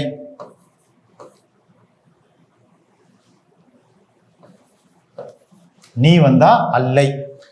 நீ வீர், இது பன்மை, நீ வீர் அப்படின்னா பன்மை. பன்மை வந்ததுன்னா அல்லீர், பன்மை வந்ததுன்னா என்ன வரணும்? அல்லீர் வரணும். சரிங்களா? அடுத்து படற்கை, படற்கையில 3 இதெல்லாம் ஆண்பால். படற்கையில ஆண்பால் வந்தா அல்லன், அதே படற்கையில பெண்பால் வந்தா அல்லல், அதே பலர்பால் வந்துச்சுன்னா அல்லர், அல்லர். சரிங்களா? பாருங்க, இந்த 3மே தன்மை, முன்னிலை, படற்கை 3மே உயர்திணை தான் நான் சொல்லியிருக்கேன், உயர்திணை தான் சொல்லியிருக்கேன். நீ, நான் வந்தால் அல்லேன், நாம் வந்தால் அல்லோம், நீ வந்தா அல்லை, நீ வீர் வந்தா அல்லீர், ஆண்பால் வந்தா அல்லன், பெண்பால் வந்தா அல்லல், பலர்பால் வந்தா அல்லர். இது உயர்திணைக்கு. அக்ரிணைக்கு 2 தான். ஒருமையா இருந்தா அக்ரிணைக்கு அன்று, பன்மையா இருந்தா அல்ல. ஒருமையா இருந்தா அன்று, பன்மையா இருந்தா அல்ல. அவ்வளவுதாங்க. இந்த டேட்டா நல்லா ஞாபகம் வச்சுக்கோங்க. இதை வச்சுட்டு அந்த கொஸ்டினை கொஞ்சம் பார்ப்போமா? வாங்க, இதை வச்சுட்டு இந்த கொஸ்டினை பார்ப்போம். ஃபர்ஸ்ட் பாருங்க, பகைவர் நீ வீர், நீ வீர்னு போட்டா என்னதுங்க? முன்னிலை பன்மை. முன்னிலை பன்மைனா என்ன சொல்லியிருக்கேன்? முன்னிலை பன்மை தான் இருக்கு. என்ன சொல்லியிருக்கேன்? அல்லீர் வரணும். முன்னிலை பன்மையா இருந்தா என்ன வரணும்? அல்லீர் வரணும். ஆனா இங்க என்ன வந்திருக்கு? அல்லர். அல்லர் எதுக்கு பாருங்க? படற்கைக்கு இருக்கு. அப்ப இது சரியா? இது தப்பு. அது தப்பா? சரியானதான்னு கேட்டிருக்காங்க. அடுத்து பாருங்க, இந்த நிலத்துக்கு உரிமையாளர் நீ போட்டிருக்காங்களா? நீ, நீனானது தன்மை ஒருமை. பாருங்க, முன்னிலை ஒருமை. முன்னிலை ஒருமை என்ன போட்டிருக்கேன்? அல்லை. மேல அல்லை தானே இருக்கு. அப்போ இது கரெக்டு, இதான் கரெக்ட், பி கரெக்ட். அடுத்தது பாருங்க, தாங்கள் படிக்க வேண்டிய புத்தகங்கள் இவை. இவைனா என்ன? உயர்திணையா அக்ரிணையா? அக்ரிணை. அக்ரிணையில இவைன்னு கொடுத்தா பன்மை, இதுன்னு கொடுத்தா ஒருமை இல்லையா? அப்ப புத்தகங்கள்னு தானே இருக்கு. அப்ப பன்மை தானே. பன்மைன்னு என்ன வரணும்? அல்ல வரணும். இங்க என்ன வந்திருக்கு? அன்று வந்திருக்கு. அப்ப இது தப்பு. ஒருமையா இருந்தா தான் அன்று, பன்மையா இருந்தா அல்ல. அடுத்து பாருங்க, அதை செய்தது நான். நான் அப்படிங்கிறதுங்க தன்மை. நான்னா என்ன வரணும்? அல்லேன்னு வரணும். இங்க அல்ல வந்திருக்கு. அது அக்ரிணைக்குரிய பன்மை. அப்ப இதுவும் தப்பு. அப்ப ஆப்ஷன் என்ன? பி. இதுதான் கரெக்டான ஆன்சர். இதை கொஞ்சம் கவனமா இந்த செக்டாரை மறந்துடாதீங்க. இதை மைண்ட்ல செட் பண்ணி வச்சிட்டீங்கன்னா சூப்பரா ஆன்சர் பண்ணலாம். இது ஒரு முக்கியமான பகுதி. சரிங்களா? அடுத்த கொஸ்டின் போமா? வாங்க. 11. தீயினால் சுட்ட பொன் உள்ளாரும் ஆறாதே, நாவினால் சுட்டபடு இக்குழப்பாவில் பயின்று வந்துள்ள அணி. இது அணி இலக்கணம், ரொம்ப ஈஸியா கண்டுபிடிச்சிருவோம். தீயினால் சுட்டாலும் புண், நாவினால் சுட்டாலும் புண். அப்ப ரெண்டையும் ஒற்றுமைப்படுத்திட்டாரு. அது சொல்றாரு, தீயினால் சுட்டால் ஆறிவிடும், நாவினால் சுட்டால் ஆறாதுங்கிறாரு. வேற்றுமைப்படுத்திட்டாரு. அப்ப 2 பொருளுக்குள்ள ஒற்றுமையை சொல்லி பின் வேற்றுமைப்படுத்தினால் அது வேற்றுமேனி. அப்ப இது என்ன அணி? வேற்றுமேனி. ஆப்ஷன் சி, வேற்றுமேனி. இப்ப ஓமையணினா என்ன? ஓமையணினா ஓமை இருக்கும், ஓமேயம் இருக்கும், ஓம உருபு இருக்கும். 3 இருக்கும் இல்லையா? ஓமை, ஓமேயம், ஓம உருபு 3 இருக்கும். ஓம உருபு மறைஞ்சு வந்துச்சுன்னா எடுத்துக்காட்டு ஓமேனி. இல்லாத ஒரு பொருளை ஓமைப்படுத்தினால் இல்பொருள் ஓமேனி. ஓமேனியை 3ஆ பிரிக்கலாம். ஓமேனி, எடுத்துக்காட்டு ஓமேனி, இல்பொருள் ஓமேனி. அடுத்து பாருங்க, பிரிது மொழிதல் அணி. பிரிது மொழிதல் அப்படின்னா கூற வந்த கருத்தை சொல்லாம உவமையை மட்டும் சொல்றதுக்கு பேரு பிரிது மொழிதல். இல்லையா? சொல்ல வந்த கருத்தை சொல்ல மாட்டாங்க, ஆனா அதுக்கு பேர உவமையை மட்டும் சொல்லி பொருள் விளங்க செய்யறதுக்கு பேரு பிரிது மொழிதல் அணி. இல்லையா? ஸோ இது 8ஆம் வகுப்புல வரக்கூடிய அணி இலக்கணம். இல்லையா? அது அடுத்து எடுத்துக்காட்டு. இப்பதான் சொன்ன எடுத்துக்காட்டு உவமை என்னன்னு கேட்டா, அணி இலக்கணம் ஒரு பெஸ்ட் நல்ல விஷயம். அதை நான் கண்டிப்பாக நீங்க என்ன செஞ்சிடணும், அணி இலக்கணத்தை 6ல இருந்து 10 வரைக்கும் இருக்கும். எல்லாத்தையும் ஒரு 16 வகையான அணி இருக்கும். அதை ஃபுல்லா படிச்சோம். என்ன அடுத்த கொஸ்டின் போயிருவாங்க. இதுக்கு ஆப்ஷன் வந்து சிங்க, தப்பா போட்டக்கூடாது. அடுத்து 12வது கொஸ்டின் பாருங்க. ஆர்டிசன் இணையான தமிழ் சொல்லை தேர்க அப்படின்னு இருக்காங்க. ஆர்டிசன் அப்படின்னா அதுக்கு என்ன ஆன்சர் அப்படின்னா கைவினைஞர். கைவினைஞர்னா ஆர்டிசன் அப்படிங்கிறது தமிழ் சொல். கலைஞர் அப்படின்னா ஆர்டிஸ்ட். கலைஞர்னா என்னதுங்க? ஆர்டிஸ்ட் அப்படிங்கிறது. சிற்பி அப்படின்னா யாருன்னா ஸ்கல்ப்சர். சிற்பினா ஸ்கல்ப்சர் அப்படின்னா சிற்பின்னு சொல்லுவாங்க. வித்தகன், வித்தகன்கிறதுக்கு ஸ்ட்ரேஞ்சர்னு சொல்லலாம் தமிழ்ல. ஸ்ட்ரேஞ்சர், ஸ்ட்ரேஞ்சர்னா வலிமையானவர், வித்தகர் அப்படின்னு சொல்லுவாங்க. ஸோ இதெல்லாம் ஆங்கில சொல்லுக்கு இணையான தமிழ் சொற்கள். ஆர்டிசன்னா கைவினைஞர் அப்படிங்கிறது சரியானது. அடுத்த கொஸ்டின் போமா வாங்க. கொஸ்டின் நம்பர் 13 பாருங்க. பிணி, ஓர்தல், தெளிவு, சேகரம் இதெல்லாம் சொல் பொருள் அறிஞ்சொல் பொருள்னு எடுத்து போட்டிருக்காங்க. பிணினா நோய். பிணினா என்னதுங்க? நோய். ஆனா இங்க பிணினா என்ன கொடுத்துருக்காங்க? துன்பம். நீலகேசியில வரும் இல்லையா? பிணினா துன்பம். ஓர்தல், ஓர்தல்னா நல்ல அறிவு. ஓர்தல்னா என்னதுங்க? நல்ல அறிவு. தெளிவு நற்காட்சி. சேகரம்னா கூட்டம். எளிமையானதுதான். அப்ப 1 3 2 4 எங்க இருக்கு? 1 3 2 4 ஆப்ஷன் சில இருக்கு பாருங்க. இதுதான் சரியான விடை. இது ஒரு எளிமையானதுதான். அடுத்த கொஸ்டின் வாங்க. Question number 14. சேரர்களின் நாடு இவ்வாறு அழைக்கப்பட்டது. சேரர்களின் நாடுன்னு கேட்டிருக்காங்க. ஐயா, கரூர், கருவூர், வஞ்சி மாநகரம், குடநாடுன்னு கொடுத்துருக்காங்க. இதை பார்த்தோன்னே தெரிஞ்சிருது சேரர்களின் நாடு எதுன்னு கேட்டிருக்காங்க. தலைநகரம் கேட்கல, ஏன்னா அந்த 3 பேருமே தலைநகரம். கரூர், வஞ்சி மாநகர். சேரர்களின் தலைநகரம் வஞ்சி. இல்லையா?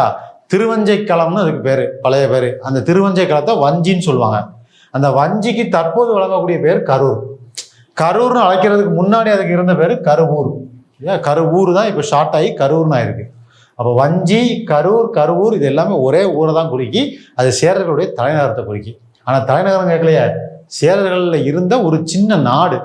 அந்த நாடு குடநாடு. குடநாடு, குட்டநாடு, பூலி நாடு, நிறைய நாடுகள் இருந்துச்சு. அதில் சேரர்களுடைய நாடு எதுனா குடநாடு.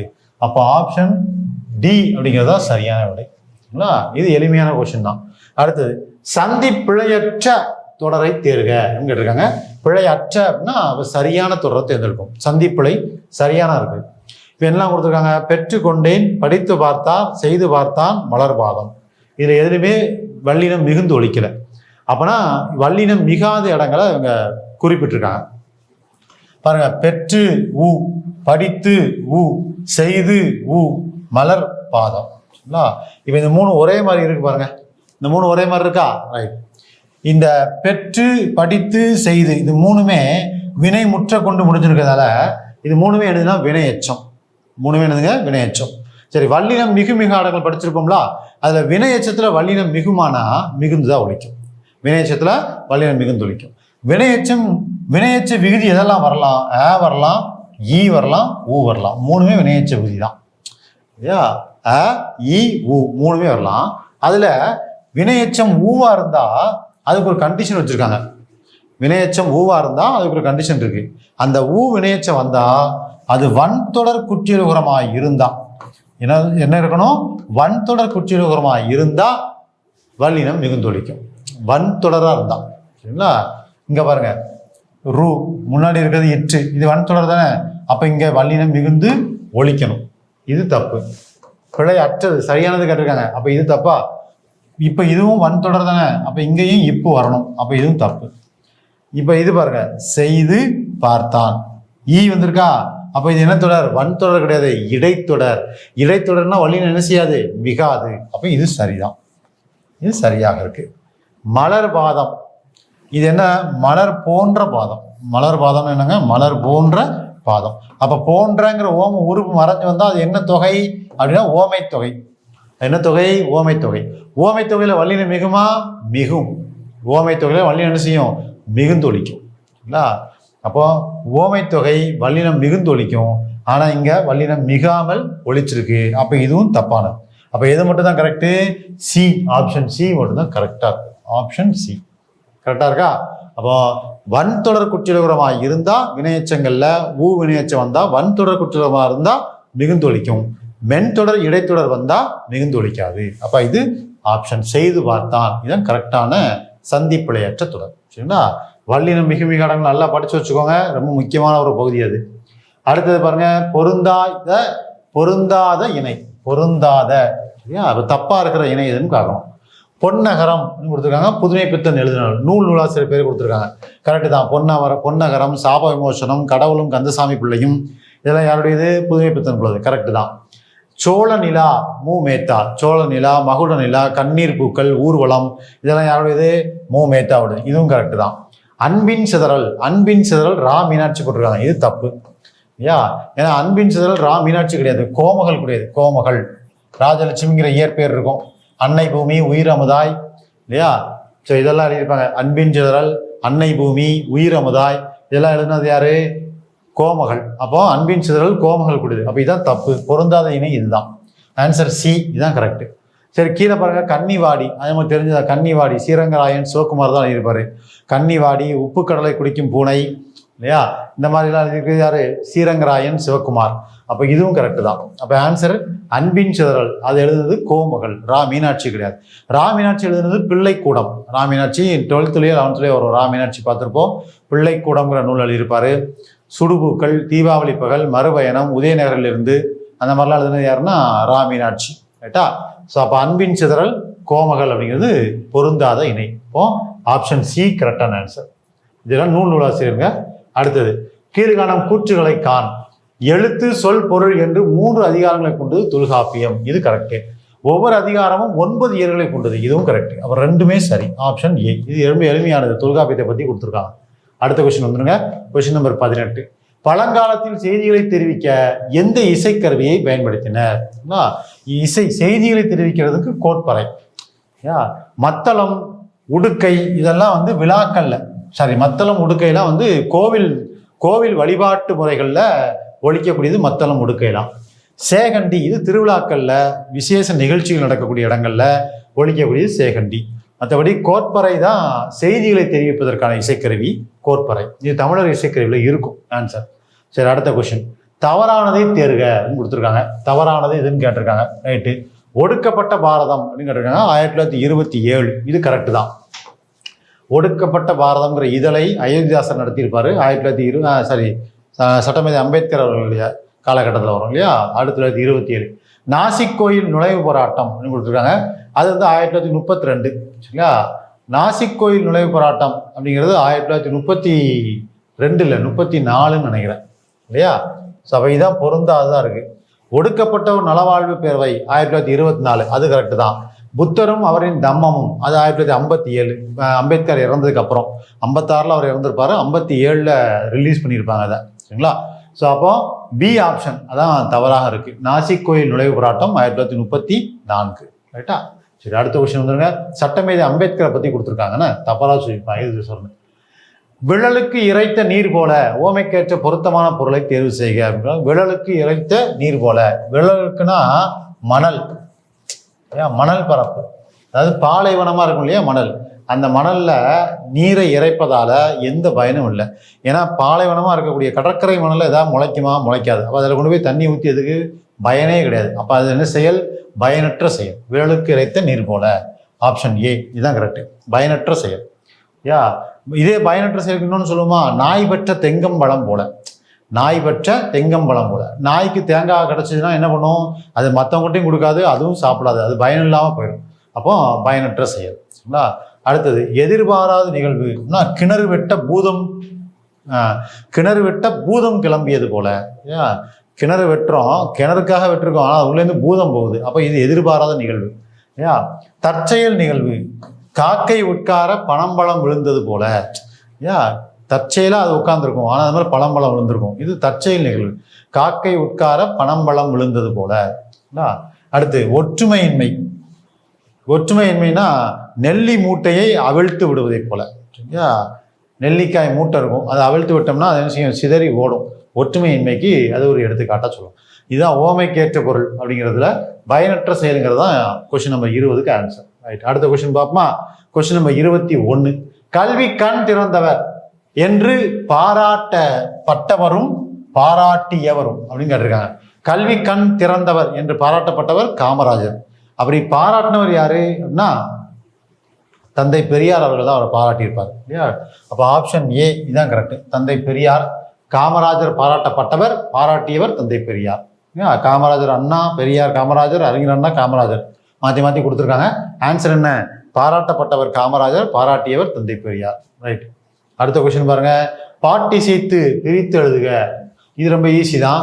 பாட்டு கூட்டல் இசைத்து, பாடு கூட்டல் இசைத்து, பாட்டி கூட்டல் இசைத்து, பாட்கூட்டல் இசைத்துன்னு இருக்கு. இப்போ இதை பார்த்தோன்னே பாடு கூட்டல் இசைத்து, பாட்டு கூட்டல் இசைத்து, இது ரெண்டுமே வர்ற மாதிரி இருக்கு.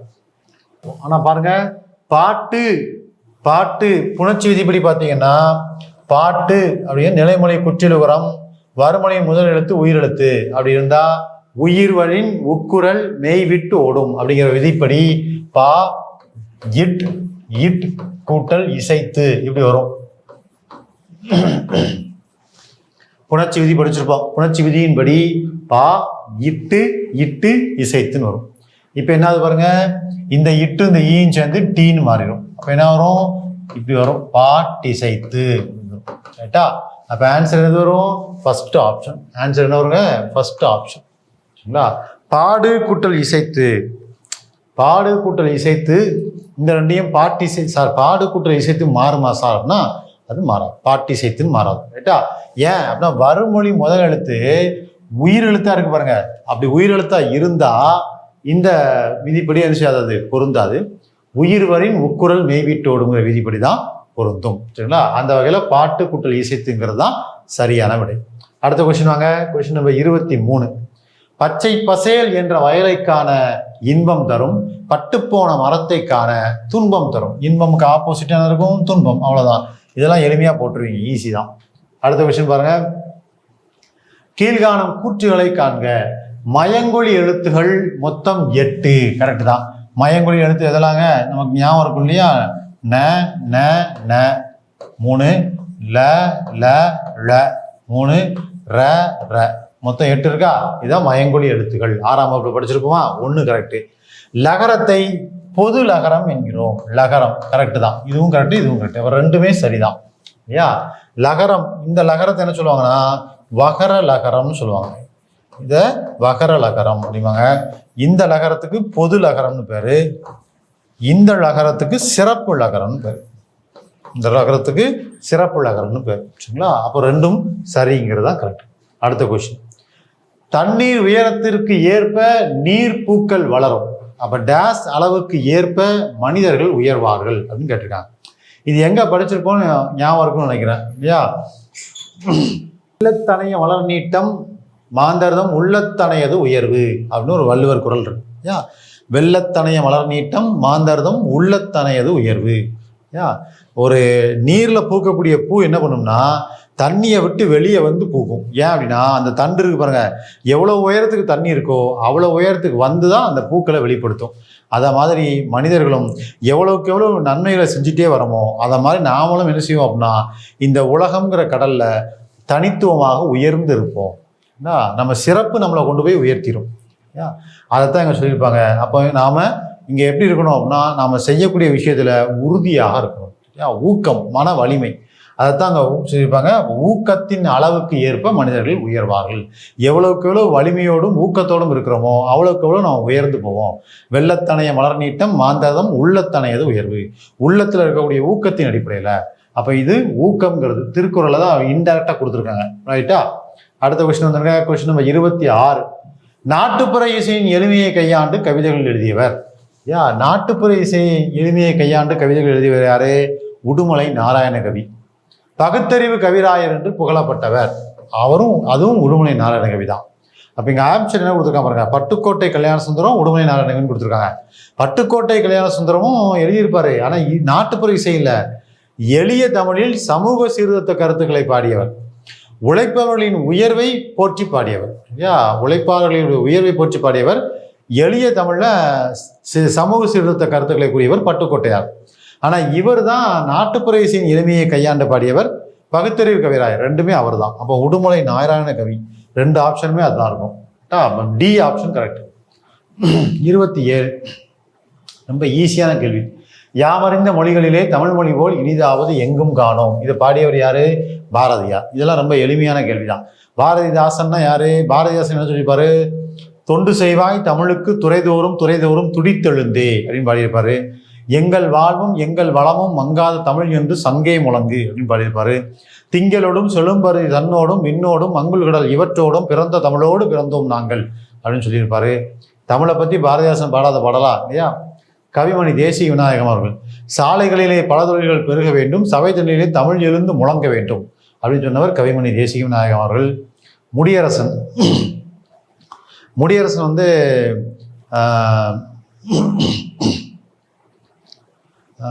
ஆங்கிலமோ பிறமொழியோ பயின்றுவிட்டால் அன்னை மொழி பேசுவதற்கு நாணுகின்ற தீங்குடைய மனப்போக்கர் வாழும் நாட்டில் தென்படுமோ மொழி உணர்ச்சி அப்படின்னு பாடியிருப்பார். மொழி காக்கும் வரம்பில்லை என்றால் எம்மொழியும் அழிந்து போகும் அப்படின்னு சொல்லியிருப்பார். ஏன் ஒரு மொழியை பாதுகாக்கலன்னா எந்த மொழியாக இருந்தாலும் அழிஞ்சு போகும். அதுக்கு ஒரு வரம்பு இருக்கணும், இலக்கண வரம்பு இருக்கணும் அப்படின்னு சொன்னவர் முடியரசன். ரைட். அடுத்த கொஸ்டின் வாங்க. மயங்கொழி பிழை அற்ற தொடரை தேர்ந்தெடுக. மயங்கொழி பிழை அற்ற தொடர், அப்போ சரியான தொடர். என் வீட்டு தோட்டம், அந்த எண்கிறதுக்கு பாருங்க 3 சொல்லி போட்டிருக்காங்க. 3 சொல்லி போட்டால் எண்ணிக்கை, 2 சொல்லி போட்டால் தான் கரெக்ட். அப்போ இது தப்பு. சரியானதானே கேட்டிருக்காங்க. தேர் திருவிழா, திருவிழால பாருங்க இந்த லா போட்டிருக்காங்க, சிறப்பு லகரம் போடணும். அப்போ இதுவும் தவறு. கதவை மெல்ல திறந்தான், இது கரெக்டா இருக்கு. மெல்ல. வாழைப்பழம் உடலுக்கு மிகவும் நல்லது, பாருங்க வாழை கரெக்டு, பழம் அதுக்கு ல சிறப்பு லகரம் போடணும், ல போட்டிருக்காங்க. அப்போ இதுவும் தப்பு. அப்போ ஆப்ஷன் சி தான் மயங்கொழி பிழையற்ற தொடர். கேட்டா. அடுத்த கொஸ்டின் நம்பர் 29. எதை நம்பி வாழக்கூடாது என்கிறார் பட்டுக்கோட்டை கல்யாண சுந்தரம். இது எந்த பாட்டுன்னு பார்த்தீங்கன்னா துன்பம் வெல்லும் கல்வின்னு 6ஆம் வகுப்புல வரும். ஏட்டில் படித்ததோடு இருந்து விடாதே, நீ ஏன் படித்தோம் என்பதை மறந்து விடாதே, நாட்டின் நெறிதவரை நடந்து விடாதே, நம் நல்லவர்கள் தூற்றும்படி வாழ்ந்து விடாதே. அந்த பாட்டு. மூத்தோர் சொல் வார்த்தைகளை மீறக்கூடாது, பண்பு முறைதலிலும் மொழிதலிலும் மாறக்கூடாது, மாற்றார் கைப்பொருளை நம்பி வாழக்கூடாது, தன்மானமில்லா கோழையுடன் சேரக்கூடாது. அப்ப யாரை நம்பி வாழக்கூடாதுங்கிற? மாற்றார் கைப்பொருளை நம்பி வாழக்கூடாது. ஆப்ஷன் பில பாருங்க, மாற்றார் கைப்பொருளை நம்பி வாழக்கூடாது. மூத்தோர் சொல் வார்த்தைகளை மீறக்கூடாது, பண்பு முறைகளிலும் மொழிதலிலும் மாறக்கூடாது, மாற்றார் கைப்பொருளை நம்பி வாழக்கூடாது, தன்மானமில்லா கோழையுடன் சேரக்கூடாது, துன்பம் வெல்லும் கல்வி கற்றிட வேணும், நீ சோம்பலை கொள்ளும் திறன் பெற்றிட வேணும், வம்பு செய்யும் குணம் இருந்தால் விட்டிட வேணும், அறிவு வளர்ச்சியிலே வான்முகத்தை தொட்டிட வேண்டும். வம்பு செய்யும் குணம் இருந்தால் விட்டிட வேண்டும் பாடியிருக்கிறார் இல்லையா? துன்பத்தை வெல்லும் கல்வி கற்றிட வேண்டும் அப்படின்னு பாடியிருக்கிறார் இந்த பாடல். ஸோ அதில் மாற்றார் கைப்பொருளை நம்பி வாழக்கூடாதுங்கிறது தான் பட்டுக்கோட்டையாருடைய ஆன்சர், ஆப்ஷன் பி. அடுத்த கொஸ்டின் வாங்க. 30. கீழ்காணும் கூற்றுகளை காண். தாலாட்டு வாய்மொழி இலக்கியங்களுள் ஒன்று, இது கரெக்டு தான். நாட்டுப்புற பாடல் காதால் கேட்டு வாய்மொழியாகவே வழங்கப்பட்டு வருவதால் வாய்மொழி இலக்கியம் எனப்படுகிறது, இதுவும் கரெக்டு தான். உழைக்கும் மக்கள் தம் களைப்பை மறக்க உற்சாகத்துடன் பாடும் பாடலில் நாட்டுப்புற பாடல், இதுவும் கரெக்டு தான். அப்போ அனைத்தும் சரிங்கிறது தான் ஆன்சர். கரெக்டா? இது எல்லாமே கரெக்டாக இருக்கு நாட்டுப்புற பாடலை பற்றி. அடுத்த கொஸ்டின். சரியற்ற இணை. சரியற்ற இணைனா அப்போ பிழையானது, தவறான இணை எதுன்னு கேட்டிருக்காங்க. சரியற்றது. ரைட். புலவரசை ராசு தொகுத்தது பஞ்சகும்மிகள், அது கரெக்டு தான், அது கரெக்டு. சு சக்திவேல் தொகுத்தது நாட்டுப்புற இயல் ஆய்வு, அதுவும் கரெக்டு தான். வெங்கம்பூர் சாமிநாதன் தொகுத்தது கோணக்காத்து பாட்டு. வெங்கம்பூர் சாமிநாதன் தொகுக்கலை, இயற்றியிருப்பார், அவர் எழுதுனது தான் அது கோணக்காத்து பாட்டு, அப்போ இது தவறானது. வெண்ணிலா தொகுத்தது மீதம் இருக்கும் சொற்கள், இதுவும் கரெக்டு தான். அப்போ தவறானதுன்னு கேட்டிருக்காங்க. அப்போ ஆப்ஷன் சி தான் விடை, ஆப்ஷன் சி. வெங்கம்பூர் சாமிநாதன் இயற்றியது தான் கோணக்காத்து பாட்டு. சரி, ரைட். அடுத்த கொஸ்டின் வாங்க. 32. பொருந்தாத ஒன்றை தேர்க கொடுத்து பாக்கு பஞ்சு பாட்டு பத்துன்னு கொடுத்துருக்காங்க. எல்லாமே குற்றியல உரச்சொல். குற்றியல உரத்துல நம்ம வன்தொடர் மென்தொடர் இடைத்தொடர் அதில் வித்தியாசப்படுத்தியிருக்காங்க. இது வன்தொடர், இதுவும் வன்தொடர், இதுவும் வன்தொடர், இது ஒன்று தான் மென்தொடர். அப்போ ஆப்ஷன் பி தான் பொருந்தாதது, இது ஈஸியாக எடுத்துடலாம். அடுத்த கொஸ்டின் வாங்க. சிறந்த தமிழ் கவிதைகளை தொகுத்து கொங்குதேர் வாழ்க்கை எனும் தலைப்பில் நூலாக்கியவர். கொங்குதேர் வாழ்க்கை ராஜமார்த்தாண்டன். ஆப்ஷன் டி ராஜமார்த்தாண்டன். கொங்குதேர் வாழ்க்கைங்கிற நூல் தொகுத்து வழங்கியவர் அவர். கொல்லிப்பாவைன்னு ஒரு சிற்றுதல் நடத்தியிருப்பார் ராஜமார்த்தாண்டன். அப்படியே நிற்கட்டும் அந்த மரம் அப்படின்னு சொல்லி ஒரு நூல் எழுதியிருப்பார். ஸோ அவருடைய நூல் தான் ராஜமார்த்தாண்டன் தான் இதுக்கு ஆன்சர். ரைட்டா? அடுத்த கொஸ்டின் வந்துருங்க. 34. கீழ்காண்பனவற்றுள் மகர குறுக்கம் அல்லாத தொடர். மகர குறுக்கம் அப்படின்னா எப்படி இருக்கும்? தரும் வள்ளல் வரும் வண்டி படிச்சிருக்கோம். மகரத்தை அடுத்து வகரம் வரணும். மகரத்தை அடுத்து வகரம், மகரத்தை அடுத்து வகரம். இதுல வந்திருக்கா? வரல. இதுல வந்திருக்கா? வந்திருக்கு. இதுல வந்திருக்கு. இதுல வந்திருக்கு. அப்போ 3 கிடையாது. அல்லாத சொல் தானே கேட்டிருக்காங்க. அப்போ ஆப்ஷன் ஏ பாடம் படித்தான். மகரத்தை அடுத்து வகரம் வந்ததான் மகர குறுக்கம். ரைட்டா? சரி, அடுத்த கொஸ்டின் வாங்க. 35. கீழ்காணும் கூற்றுகளை காண்க. கலித்தொகையை தொகுத்தவரே கலித்தொகையின் முல்லைக்களி பாடலை பாடியவர் கொடுத்திருக்காங்க. தப்பு. கலித்தொகையை தொகுத்தவர் நல்லந்தவனார். அவர் நெய்தற்கிளியை தான் பாடியிருப்பாரு. அப்ப இது தவறான கூற்று. பதிகம் என்பது 10 பாடல்களை கொண்டது. இது கரெக்ட். தேவாரத்தை தொகுத்தவர் நம்பியாண்டார் நம்பி. இது கரெக்ட். சுந்தரரின் தேவார பாடல்கள் 12 திருமுறையில் 7ஆம் திருமுறையாகும். இதுவும் கரெக்ட். அவர் 2, 3, 4 சரி. ஆப்ஷன் பி 2, 3 மற்றும் 4 சரி. இது ரொம்ப டைரக்டா இருக்கக்கூடிய ஒரு கொஸ்டின் தான். ரைட். அடுத்த கொஸ்டின் 36. முழவு கூட்டல் அதிர என்பதை சேர்த்து எழுத கிடைப்பது. நம்ம படிச்சிருக்கோம் இல்லையா? முற்றுமற்று ஒரோ வழி. அதாவது குற்றியல் உர சொல்லா இருந்தாலும் சரி, முற்றியல் உர சொல்லா இருந்தாலும் சரி, நிலைமொழியில வந்து வறுமொழியின் முதலெழுத்து உயிரெழுத்தா இருந்தா உயிர்வரின் உக்குரல் மெய்விட்டோடும் விதிதான். அப்ப முழவு கூட்டல் அதிர எப்படி மாறும்? முள இவ் கூட்டல் அதிரன் மாறும். உக்குரல் பேருமா? உக்குரல் போயிட்டா இப்ப இவ் ஆவும் சேர்ந்துரும். அப்ப என்ன வந்துடும்? முள வதிர மாறும். இது ஆப்ஷன்ல எங்க இருக்கு? ஆப்ஷன் சில பாருங்க, முளவதிர. கரெக்டா இருக்கா? இதுதான் கரெக்டான ஆன்சர். ரைட். அடுத்த கொஸ்டின் பாருங்க. 37. டேஸ் கண்ட அரிசி சோத்துக்கு ஆகுமா கேட்டிருக்காங்க. களத்தில் கண்ட அரிசி சோத்துக்கு ஆகுமா? ஆமா. களத்துல அடிச்சு கொடுக்காங்கன்னா நெல்லு தானே, அது அரிசிக்கு ஆகும். கடையில் கண்ட அரிசி அதுவும் வாங்கி சமைச்சு சாப்பிடலாம். நிலத்தில் கண்ட அரிசி நிலத்துலதான் விளைவிக்கிறோம். அப்போ சொப்பனத்தில், அதுதான் சொப்பனத்தில் கண்ட அரிசி சோத்துக்கு ஆகுமா? ஆகாது இல்லையா? அப்ப அதான் கரெக்டாங்க. Option D. ரைட்டா? இது பழமொழி தான், நம்ம ஈஸியாக கண்டுபிடிச்சிடலாம். அடுத்தது பாருங்க. சரியற்ற கூற்றை தேர்வு செய்க. சரியற்றது கேட்டிருக்காங்க. சரியற்றதுன்னா தவறானது கேட்டிருக்காங்க. பேச்சு மொழியை உலக வழக்கு என்றும் எழுத்து மொழியை இலக்கிய வழக்கு என்றும் கூறுவர். இது கரெக்டு தான். பேச்சு மொழியில் உணர்ச்சி கூறுகள் குறைவுன்னு கொடுத்துருக்காங்க. பேச்சு மொழியில் உணர்ச்சி கூறு அதிகமா இருக்கும். எழுத்து மொழியில தான் உணர்ச்சி கூறு குறைவா இருக்கும். பேச்சு மொழியில அதிகமா இருக்கும். அப்ப இது தப்பு. தமிழை இரட்டை வழக்கு மொழி என்பர். இது கரெக்டு. பேசுவதும் கேட்பதும் முதல் நிலை. கரெக்டு. பேசுவதும் கேட்பதும் மொழியின் முதல் நிலை, எழுதுவதும் படிப்பதும் 2வது நிலை. அப்போ பி ஆப்ஷனை பாருங்க, அதுதான் தப்பா இருக்கு. சரி அற்றதுன்னு கேட்டிருக்காங்க. அப்போ பி ஆப்ஷன் தான். பேச்சு மொழியில் உணர்ச்சி கூறுகள் அதிகம், இங்க குறைவுன்னு கொடுத்துருக்காங்க. ரைட். அடுத்த கொஸ்டின் வாங்க. சிறந்த அரசின் பணிகளை வரிசைப்படுத்தி எழுதுக அப்படின்னு கொடுத்துருக்காங்க. சிறந்த அரசின் பணிகளை வரிசைப்படுத்தி எழுதுக. இது வந்து வள்ளுவருடைய ஒரு பாடல் இருக்கு இல்லையா? என்ன பாடல்னா, இயற்றலும் ஈட்டலும் ஈட்ட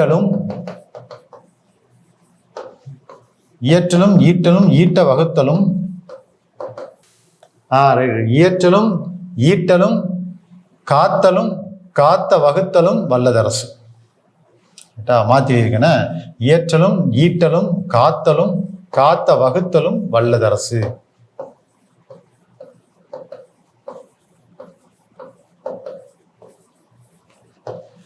வள்ளுவர் சொல்லக்கூடிய கூற்று இயற்றலும் ஈட்டலும் காத்தலும் காத்த வகுத்தலும் வல்லதரசுன்னு இருப்பார். இப்ப இயற்றலும்னா என்ன அப்படின்னா, பொருளை உருவாக்கக்கூடிய, அதாவது ஒரு பொருளை உருவாக்குறதுக்கான வழிகளை அறிந்து கொள்வது ஃபர்ஸ்ட். ஈட்டல் அப்படின்னா அந்த உருவாக்குனதை பாதுகாக்கிறது செகண்டு. காத்ததை அடுத்தது, அந்த பொருளை சேர்த்து வைக்கிறது தேர்டு, அடுத்து காத்த வகுத்தல், சேர்த்த பொருளை பிரிச்சு கொடுக்கறது ஃபோர்த்து. அப்ப பாருங்க, பொருள் வரும் வழிகளை அறிதல் இது ஃபர்ஸ்ட் ஒன்று, சேர்த்த பொருளை பாதுகாத்தல் இது செகண்டு, பொருட்களை சேர்த்தல் இது தேர்டு, அதுக்கப்புறம் அந்த பொருளை பிரித்து செலவு செய்தல் இது ஃபோர்த்து. அப்ப பாருங்க 2, 3, 4, 1 எங்க இருக்கு? மாத்தி போட்டுருக்கணும். 2, 4, 3, 1 இது தேர்ட் வரும், இது செகண்ட் வரும். பொருள் வரும் வழிகளை அறிதல், பொருளை சேர்த்தல், சேர்த்த பொருளை பாதுகாத்தல், அதுக்கு அடுத்தது பொருளை பிரித்து செலவு செய்தல். அப்போ 2, 4, 3, 1 இதுதான் கரெக்டான ஆன்சர். இது திருக்குறள் இருந்து கேட்டிருக்காங்க. அடுத்த கொஸ்டின் 40. சரியான முறையில் அமைந்த தொடரை தேர்க. சரியான முறையில் அமைந்த தொடர் கேட்டிருக்காங்க. வளத்தை குறிக்கும் குறியீடு காட்டின் புலியாகும். இது தப்பா இருக்கு. குறியீடு குறிக்கும் காட்டின் வளத்தை புலியாகும், இதுவும் சென்டென்ஸ் இல்லை. காட்டின் வளத்தை குறிக்கும் குறியீடு புலியாகும், இதுதான் கரெக்டா இருக்கு. சரிங்களா? இது ரொம்ப எளிமையானது தான். ரைட். அடுத்த கொஸ்டின் 41. ஒரு சொல்லுக்கு மாற்றாக வேறு சொல்லை பயன்படுத்தும் முறை எது எவைன்னு கேட்டிருக்காங்க. ஒரு சொல்லுக்கு மாற்றாக வேறு சொல்லை பயன்படுத்துறது. இங்க கொடுத்துருக்கிறது எல்லாமே என்ன வழக்குன்னு பாருங்க. இடக்கரடக்கல், மங்களம், குழுக்குறி, இது மூணுமே தகுதி வழக்கு. இந்த மூணுமே என்ன வழக்கு? தகுதி வழக்கு. அதாவது வழக்கை ரெண்டா பிரிப்போம். இயல்பு வழக்கு, தகுதி வழக்கு. உள்ளதை உள்ளபடியே சொல்றது இயல்பு வழக்கு, உள்ளதை மாற்றி சொல்றதா தகுதி வழக்கு. அப்போ இதுல ஒரு சொல்லுக்கு மாற்றா வேறு சொல்ல கொண்டு வந்தாலே அது என்ன வழக்கு தான்? தகுதி வழக்கு தான். தகுதி வழக்குல மூணுமே உண்டு. அப்போ அனைத்தும் அப்படிங்கிறது தான் ஆன்சர். அனைத்தும் எல்லாமே ஒரு சொல்லுக்கு மாற்றா வேறு சொல்ல தான் கொண்டு வருவாங்க. சரிங்களா? அப்போ இடக்கரடக்கல், மங்களம், குழுக்குறி. முடிஞ்சுதா? அடுத்தது 42. உள்ளத்தார் உள்ளங்களில் எல்லாம் இருப்பவர் யார்? உள்ளத்தின் பொய்யாது ஒழுகின். உள்ளத்தில் பொய்யாது ஒழுவர்கள் தான் எல்லோருடைய உள்ளத்திலும் குடியிருப்பார்னு வள்ளுவர் பாடியிருப்பார். உள்ளத்தில் பொய்யில்லாமல் வாழ்பவர், அதான் கரெக்டான ஆன்சர். உள்ளத்தில் பொய்யில்லாமல் வாழ்பவர். ரைட். உள்ளத்தின் பொய்யாது ஒழுகுவர் உலகத்தின் உள்ளத்துள் எல்லாம் உளன் அப்படின்னு சொல்லி வள்ளுவர் பாடியிருப்பாரு. அதான் அந்த திருக்குறளுங்க. திருக்குறளை கொஞ்சம் எடுத்து பார்த்தது. ரைட்டா? அடுத்தது சுத்த தியாகி என்று பசும்பொன் முத்துராமலிங்க தேவரை பாராட்டியவர் யார்? ஃபர்ஸ்ட் பாராட்டி இருக்கக்கூடியவர் அவர் தான். முத்துராமலிங்க தேவரை பற்றி முதல்ல படிக்கக்கூடியதே தந்தை பெரியார் தான் அவரை பாராட்டியிருப்பார். தனது வீரம் மிக்க பேச்சால் எத்தனையோ தியாகிகளையும், தனது மிக்க பேச்சால் எத்தனையோ அறிவாளிகளையும் உண்டாக்கியவர். மனதில் பட்டவற்றை உண்மையை உறக்கச் சொல்வதில் வல்லவர், சுத்த தியாகி அப்படின்னு சொல்லி யார் படிப்பார்? தந்தை பெரியார் அவர்கள். ராஜாஜி சொல்லும் பொழுது என்ன சொல்லிப்பாருன்னா, பசும்பொன் முத்துராமலிங்க தேவருடைய சொற்கள் உள்ளத்திலிருந்து, உதடுகளிலிருந்து வருவதல்ல, உள்ளத்திலிருந்து வரக்கூடியது. அதாவது வெளிப்படையாக எல்லாத்தையும் சொல்லக்கூடியவர், எதிலும் பற்றற்ற நிலையில இருந்து எல்லாவற்றையும் வெளிப்படையாக சொல்லக்கூடியவர் அப்படின்னு சொல்லி ராஜாஜி அவரை புகழ்ந்திருப்பார். திருவிக்கா அவரை தேசியம் காத்த செம்மல்னு முத்துராமலிங்க தேவரை புகழ்ந்திருப்பார். நேதாஜி அவரை புகழ்ந்த வார்த்தைகள் எதுவுமே இதுல நமக்கு புக்கில் கொடுக்கல. அப்ப ஆன்சர் என்ன? தந்தை பெரியார்ங்கிறது சரியான விடை. ரைட். அடுத்த கொஸ்டின் பாருங்க. வேயா மாடம் எனப்படுவது எது? மேல மேற்கூரை போட்டிருக்க மாட்டாங்க, அதுக்கு பதிலாக சாந்தால பூசியிருப்பாங்க, அதுக்கு பேர் தான் வேயா மாடம். அப்போ சாந்தினால் பூசப்படுவது, அதான் ஆன்சர். சாந்தினால் பூசப்படுவது. சரி, ரொம்ப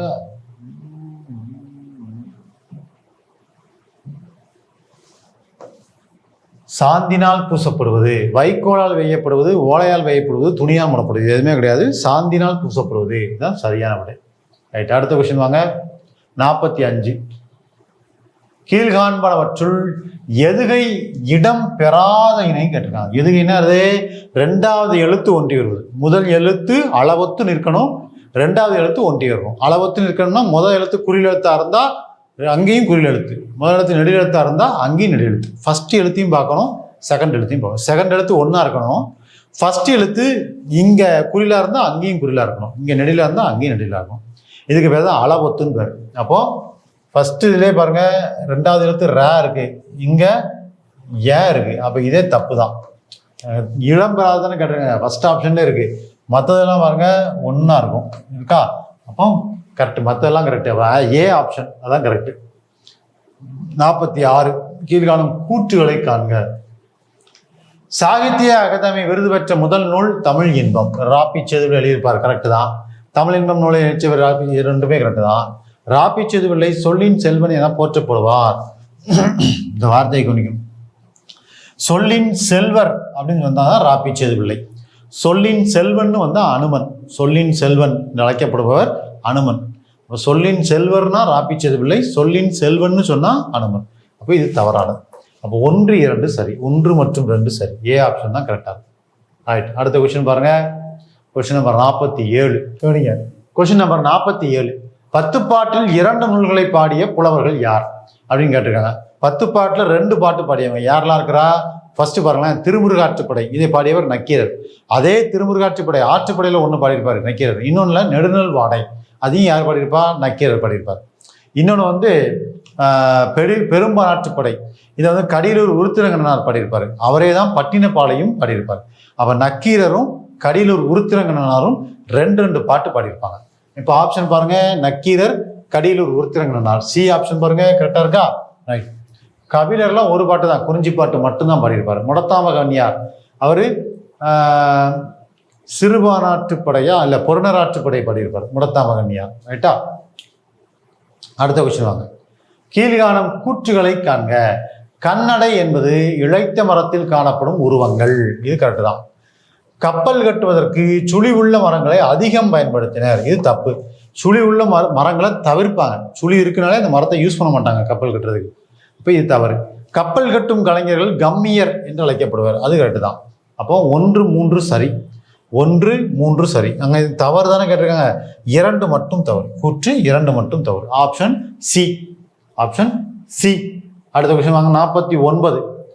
கீழ்காண்பனவற்றுள் எது தற்பவம்னு கேட்டிருக்காங்க. நம்ம படிக்கிறோம் வட சொல் படிப்போமா?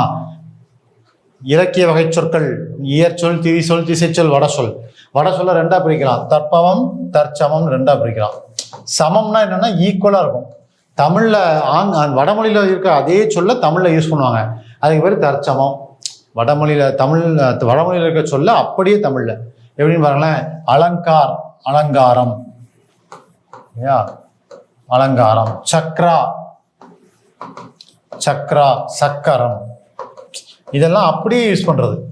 ஆனா தற்பவம்னா என்னன்னா வடமொழியில இருக்கக்கூடிய ஒரு எழுத்தை இங்க மாத்தி யூஸ் பண்ணுவோம். இப்போ உதாரணத்துக்கு இதை பாருங்களேன். விடம்னு இருக்கா? விடம். விஷம்னு இருக்கக்கூடிய இடத்துல இந்த ஷாவை எடுத்துட்டு டேப் போட்டிருக்கேன். ஆனா இதுக்கு தமிழ்ல நஞ்சுன்னு தான் பேரு. இதுக்கு தமிழ்ல என்ன பேரு? நஞ்சுன்னு பேரு. அப்போ விஷம்ங்கிறத விடம்னு மாத்திருக்கேன். இது தற்பவம். சக்ரா, சக்கரம். இது தற்சமம். அலங்கார், அலங்காரம். இது தற்சமம். கமல், கமலம். இது தற்சமம். இதெல்லாம் வடமொழியில இருக்க சொல்ல அப்படியே யூஸ் பண்ணியிருக்கோம். இதுல வட சொல்ல மாத்தி எழுதியிருக்கோம். அதனால இது தற்பவம். தற்சமம்னா என்ன, தற்பவம்னா என்ன, புரிஞ்சுக்கிட்டீங்களா? சரி, ஆப்ஷன் டி தான் கரெக்ட். அடுத்த கொஸ்டின் பாருங்க. துன்பங்கள் நீங்கும், சுகம் வரும், நெஞ்சினில் தூய்மை உண்டாகிடும், வீரம் வரும். எப்போது? இது இன்பத் தமிழ் கல்வி பாவேந்தர் பாரதிதாசன் பாடியிருப்பார் இல்லையா? அதுல அப்ப எப்போ அவருக்கு இந்த துன்பங்கள் நீங்கி சுகம்லாம் வரும்னு பாடியிருப்பாரு?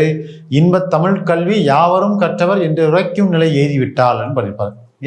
இப்ப இந்த உலகத்துல அனைவரும் தமிழ் கல்வியை கற்றவர்கள் என்னும் நிலை ஏற்பட்டால், இதுதான் கரெக்ட். ஃபர்ஸ்ட் ஆப்ஷன் கரெக்டாக போட்டிருக்காங்க.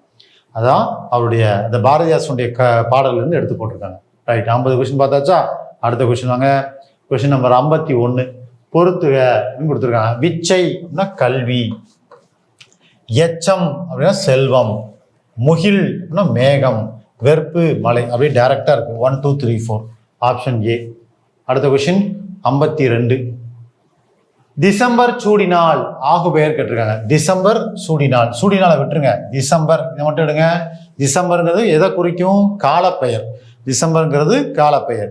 ஆனா சூடினால்னு வந்ததால காலத்தை குறிக்கல, பூவை குறிக்குது. அப்போ காலத்தை குறிக்காமல் வேறொன்றுக்கு ஆகி வர்றதால இது என்ன ஆகு பெயர்? காலவாகு பெயர். என்ன ஆகு பெயர்? காலவாகு பெயர். எதனை குறிக்கவில்லையோ அதுதான் ஆகு பெயர். அப்போ இது காலவாகு பெயர். அதான் ஆன்சர். எடுத்துக்காட்டு அப்படியே மனப்பாடமா வச்சிட்டிங்கன்னா இதுக்கெல்லாம் ஈஸியா ஆன்சர் போட்டுடலாம். முதலாக பெயர் மல்லிகை சூடினால், கனகாமரம் சூடினால், ரோஜா சூடினால், இப்படிலாம் வந்தா அது என்னது? முதலாக பெயர் அல்லது பொருளாக பெயர்னு சொல்லுவாங்க. இதுக்கு சினையாக பெயர் வெற்றிலை நட்டான். வெற்றிலைங்கிறது உறுப்பு, ஆனா நட்டுறது செடி, பொருள். அப்ப உறுப்பை குறிக்காம பொருளை குறிக்குது. அப்ப என்ன ஆக பெயர்? சினையாக பெயர். காரியமாக பெயர் காரியம். காரியம்னா என்ன? செயல். செயலை குறிக்காமல் வேறொன்றுக்கு ஆகி வருது. காரியவாக பேருக்கு என்ன சொல்லலாம் அப்படின்னா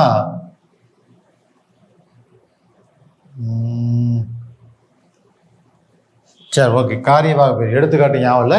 எடுத்துக்காட்டு உங்களுக்கு ஸ்கூல் புக்ல இருக்கு, அதை எடுத்து பார்த்துக்கோங்க. ரைட்டா? அடுத்த கொஸ்டின் வந்துருங்க. 53. கீழ்காணும் கூற்றுகளை காண்க. விடுதலை போராட்டத்தின் போது காயிதே மில்லத் வெள்ளையனே வெளியேறு போராட்டத்தில் கலந்து கொண்டார். இது தவறு. ஏன்னா வெள்ளையனே வெளியேறு இல்லை, ஒத்துழையாமை இயக்கத்தில் கலந்துருப்பார் காயிதே மில்லத். இது ஒரு கொஸ்டினா கூட டிஎன்பிஎஸ்ல கேட்டிருக்காங்க. அப்போ அதாவது டைரக்ட் கொஸ்டினா கேட்டிருக்காங்க, இங்க கூற்றா கொடுத்துருக்காங்க. காயிதே மில்லத் தமிழ் மொழியை ஆட்சி மொழியாக்க வேண்டும் என்று தனது பாராளுமன்ற விவாதத்தின் போது பேசினார். இது கரெக்ட். தாய்மொழியை தான் ஆட்சி மொழியை ஆக்கணும். எந்த மொழியை தாய்மொழியை ஆக்கலாம்னு ஒரு பிரச்சனை வந்தபோது தாய்மொழியா தமிழ் மொழியை ஆக்கணும்னு முதல்ல சொன்னவர் யாருன்னா காயிதே மில்லத் தான். அப்ப இரண்டாவது கூற்று மட்டும் தான் சரி. கூற்று 2 மட்டும் சரி. அடுத்த கொஸ்டின் வாங்க. Question number 54. சரியான முறையில் நம்ம தான் அகர வரிசை கேட்டிருக்காங்க. ரைட்டு. இப்போ என்னெல்லாம் இருக்குன்னு பார்ப்போமா? முதல்ல வி, வா, மே, வா இல்லையா? இப்போ முதல்ல வா வருமா, வகரம் வருமா, மகரம் வருமா அப்படின்னு தெரிஞ்சுக்கணும். முதல்ல எது வரும்? மகரம் தான் ஃபர்ஸ்ட் வரும் இல்லையா? வேற கொடுத்துருக்காங்களோ? ரைட், வேற கொடுத்துருக்காங்க. முதல்ல என்ன வரும்? மகரம் தான் வரும். அப்போ இது தப்பு.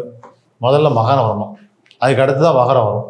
அடுத்தது பாருங்க, க, ம, வி, வா கொடுத்துருக்காங்களா? இங்க பாருங்க, எப்போதுமே மகரம் தான் ஃபர்ஸ்ட் வரும்னு சொல்லிட்டேன். அப்போ மலை, அதுக்கப்புறம் மகள், இது ரெண்டும் ஃபர்ஸ்ட் பக்கத்துல வரணும். அப்போ இதுவும் தப்பு. அடுத்தது பாருங்க, கதை, மகள், மலை, வானம், வீடு. இதுதான் கரெக்டா இருக்கும். கதை, மலை, மகள், வானம், வீடு கொடுத்துருக்காங்க.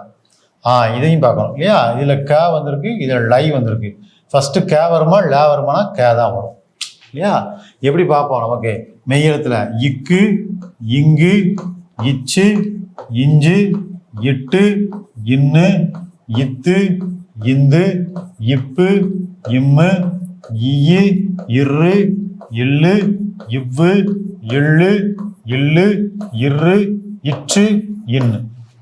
இதுதான் வரிசை மெய்யெழுத்துல. இந்த வரிசையை தான் யூஸ் பண்ணணும். இந்த வரிசையை யூஸ் பண்ணோம்னா ஃபர்ஸ்ட் இக்கு வந்துடும், அதுக்கடுத்து என்ன வரும்? எள்ளு வரும். அதனால கதை, மகள், மலை, வானம், வீடு. இதுதான் கரெக்டான ஆன்சர். இது தவறு. ஏன்? அகர வரிசையை கொஞ்சம் கவனமாக பார்த்து போடணும். ரொம்ப எளிமையாக தான் கேட்பாங்க டிஎன்பிசிலையுமே. இந்த அளவுக்கு இருக்கும், ரொம்ப ட்விஸ்டடாக இருக்காது. ஓகேவா? அடுத்த கொஸ்டின் வாங்க. ஆப்ஷன் சி இதுக்கு கரெக்டுன்னு. அடுத்து 55 பாருங்க. ஆர்த்தோகிராஃபி, ரெண்டாவது ஆங்கில சொல். அங்கே ஒரு ஆங்கில சொல் பார்த்தோமா? ஆர்த்தோகிராஃபி அப்படின்னா என்னன்னு கேட்டிருக்காங்க? எழுத்திலக்கணம். ஆர்த்தோகிராஃபின்னு எழுத்திலக்கணம். இது ஆன்சர். ஸோ ஆங்கில சொல்லுக்கு நேரான தமிழ் சொல் கொஞ்சம் தெளிவாக பார்த்து வச்சுக்கோங்க. அடுத்தது, உலகம் உண்ண உன் உடுத்த உடுப்பாய் என்றவர் பாவேந்தர் பாரதிதாசன். உலகம் உண்ண உன் உடுத்த உடுப்பாய் என்றவர் பாவேந்தர் பாரதிதாசன். இவர் எளிமையான கேள்விதான். அடுத்தது, அணுவை துளைத்து 7 கடலை புகட்டி. இதெல்லாம் ரொம்ப ஈஸியாக கண்டுபிடிச்சிருவோம் இல்லையா? ஔவையார். கடுகை துளைத்துன்னு பாடியவர் இடைக்காடனார். அணுவை துளைத்து 7 கடலை புகட்டின்னு பாடியவர் ஔவையார். கடுகை துளைத்துன்னு பாடியவர் இடைக்காடனார். ஸோ அவர் 2 பேரும் எப்போதுமே கேட்கக்கூடிய கொஸ்டின் தான் இது.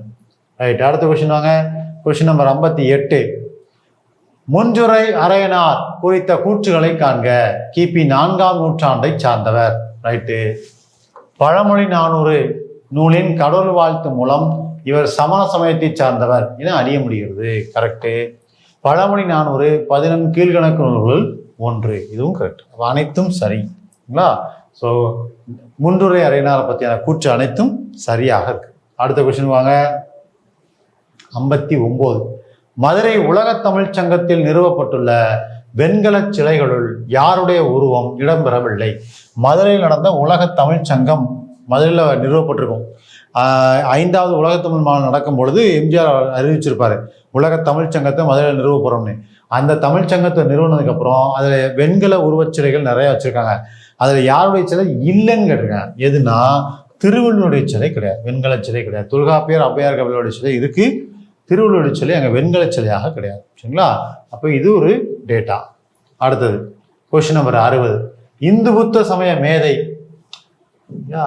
இந்து புத்த சமய மேதை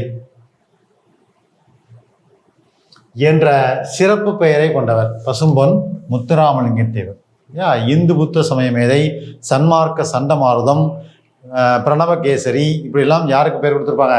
பசும்பொன் முத்துராமலிங்க தேவருக்கு. Option D. அடுத்த கொஸ்டின், டைரக்ட் கொஸ்டின்ஸ்.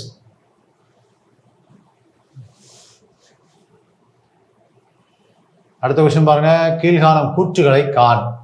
இரட்டைக்கிளவி வினைக்கு அடைமொழியாய் குறிப்பு பொருளில் வரும். கரெக்டு. குறிப்பு பொருளில் தான் வரும். இரட்டைக்கிளவியில் ஒரு சொல் 2 முறை மட்டுமே அடிக்க வரும். கரெக்டு. அடுக்கு தொடரில் ஒரே சொல் 4 முறை வரை அடிக்க வரும். கரெக்ட். எல்லாமே கரெக்ட் தான். இல்லையா? ஸோ இரட்டைக்கிளவி குறிப்பு பொருளாக வரும். அடுக்கு தொடர், அச்சம், உவகை, வெகுளி, அவலம், இந்த மாதிரி இடங்கள்ல அடுக்கு தொடர் வரும். அது 2 முறை தான் வரும், இது 4 முறை வரை அடிக்க வரும். அது பிரித்தால் பொருள் இருக்காது, இது பிரித்தால் பொருள் இருக்கும். அப்போ ஆன்சர் எல்லாம் கரெக்டு தான், அனைத்தும் சரி. ரைட்டா? அடுத்தது கொஸ்டின் நம்பர் 62 பாருங்க. காந்திய கவிஞர் என்று போற்றப்படுபவர் யார்?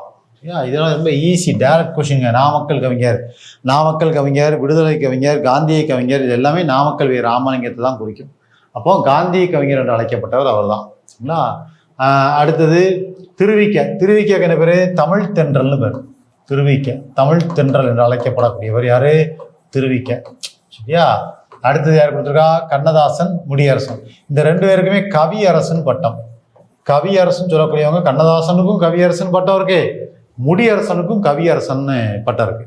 கவியரசன் பட்டம் இருக்கு, 2 பேருக்குமே உண்டு. சரிங்களா? ரைட். அடுத்த கொஸ்டின் வாங்க. விடைக்கேற்ற வினாவை தேர்க.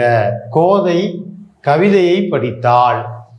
கோதை எவ்வாறு படித்தாள் அப்படி போட முடியாது, ஏன்னா கவிதையை படித்தாள்னு கொடுத்துருக்காங்க. கோதை ஏன் படித்தாள் அதுவும் போட முடியாது. கோதை என்ன படித்தாள்? கோதை எதை படித்தாள்? அப்போ கோதை எதை படித்தாள்? ஏன்னா கவிதையை அப்படின்னா அது செயற்படு பொருள். செயற்படு பொருள் எதற்கு விடையா வரும்னா எதைங்கிற கேள்விக்கு விடையா வர்றது தான் செயற்படு பொருள். அப்போ எதை படித்தாளுங்க தான் கரெக்டு, என்ன படித்தாலும் என்ன செய்யாது வராது. அப்போ ஆப்ஷன் டி.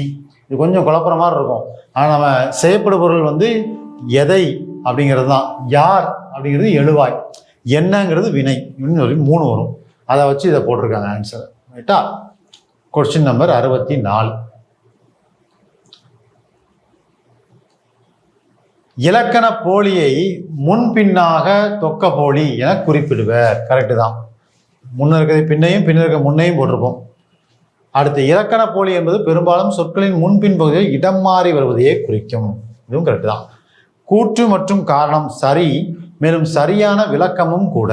ஆமாம், சரி, ஏ ஆப்ஷன் தான் கரெக்டு. சரிங்களா? ரைட். அடுத்த கொஸ்டின் வாங்க.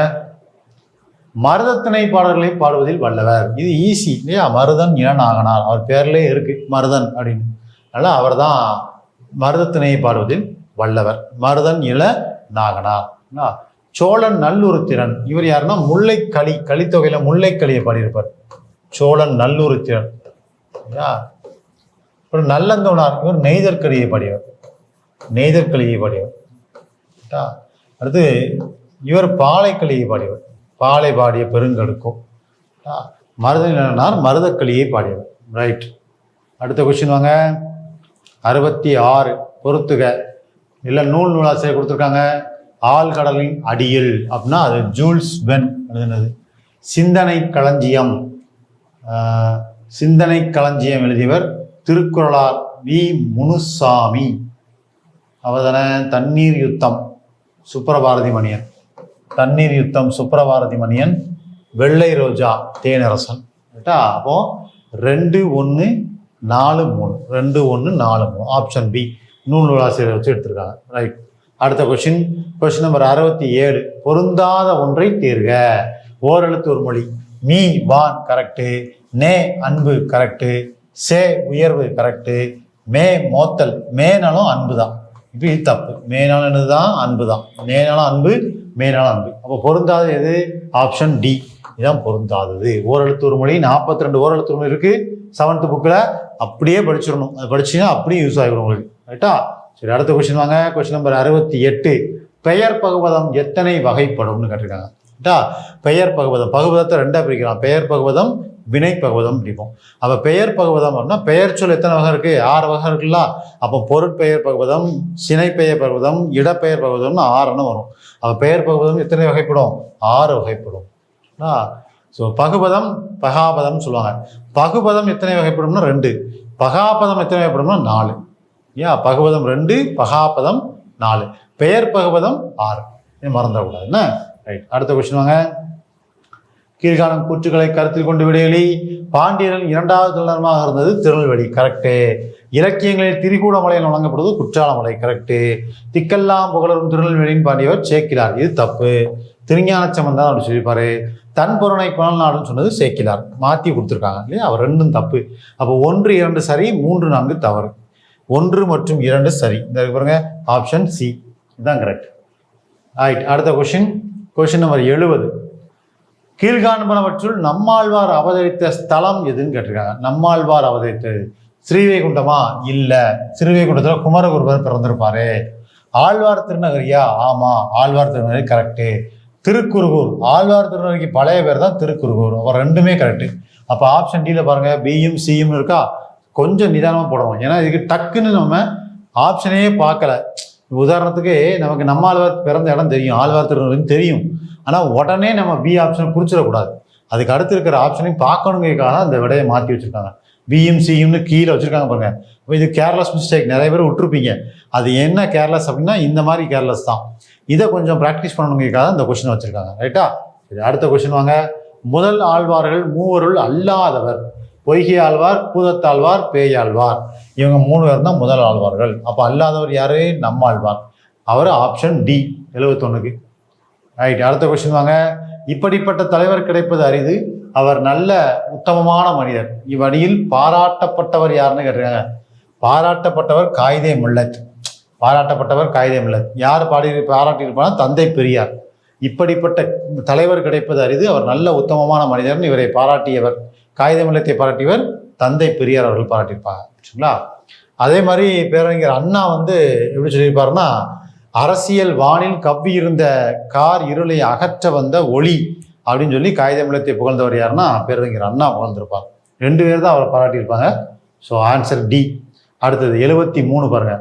திருமந்திரத்தை தமிழ் 3000 என்பர். கரெக்டு, கூற்று. திருமந்திரம் 12 திருமுறைகளில் 10ஆம் திருமுறையாக வைக்கப்பட்டுள்ளது. இதுவும் கரெக்டு தான். அப்போ கூற்று மற்றும் காரணம் சரி, மேலும் சரியான விளக்கமும் கூட கொடுத்துருக்காங்க. ஆனால் இதுக்கும் அதுக்கும் சம்மந்தம் கிடையாது, 2 சரிதான். திருமந்திரத்தை தமிழ் 3000 சொல்லுவாங்க. ஏன் சொல்லுவாங்க? அதில் 3000 பாடல் இருக்கிறதால தமிழ் 3000 சொல்லுவாங்க. 3000 பாடல் இருக்கிறதால அதுக்கு தமிழ் 3000. அப்போ கீழே காரணம் என்ன இருக்கணும்?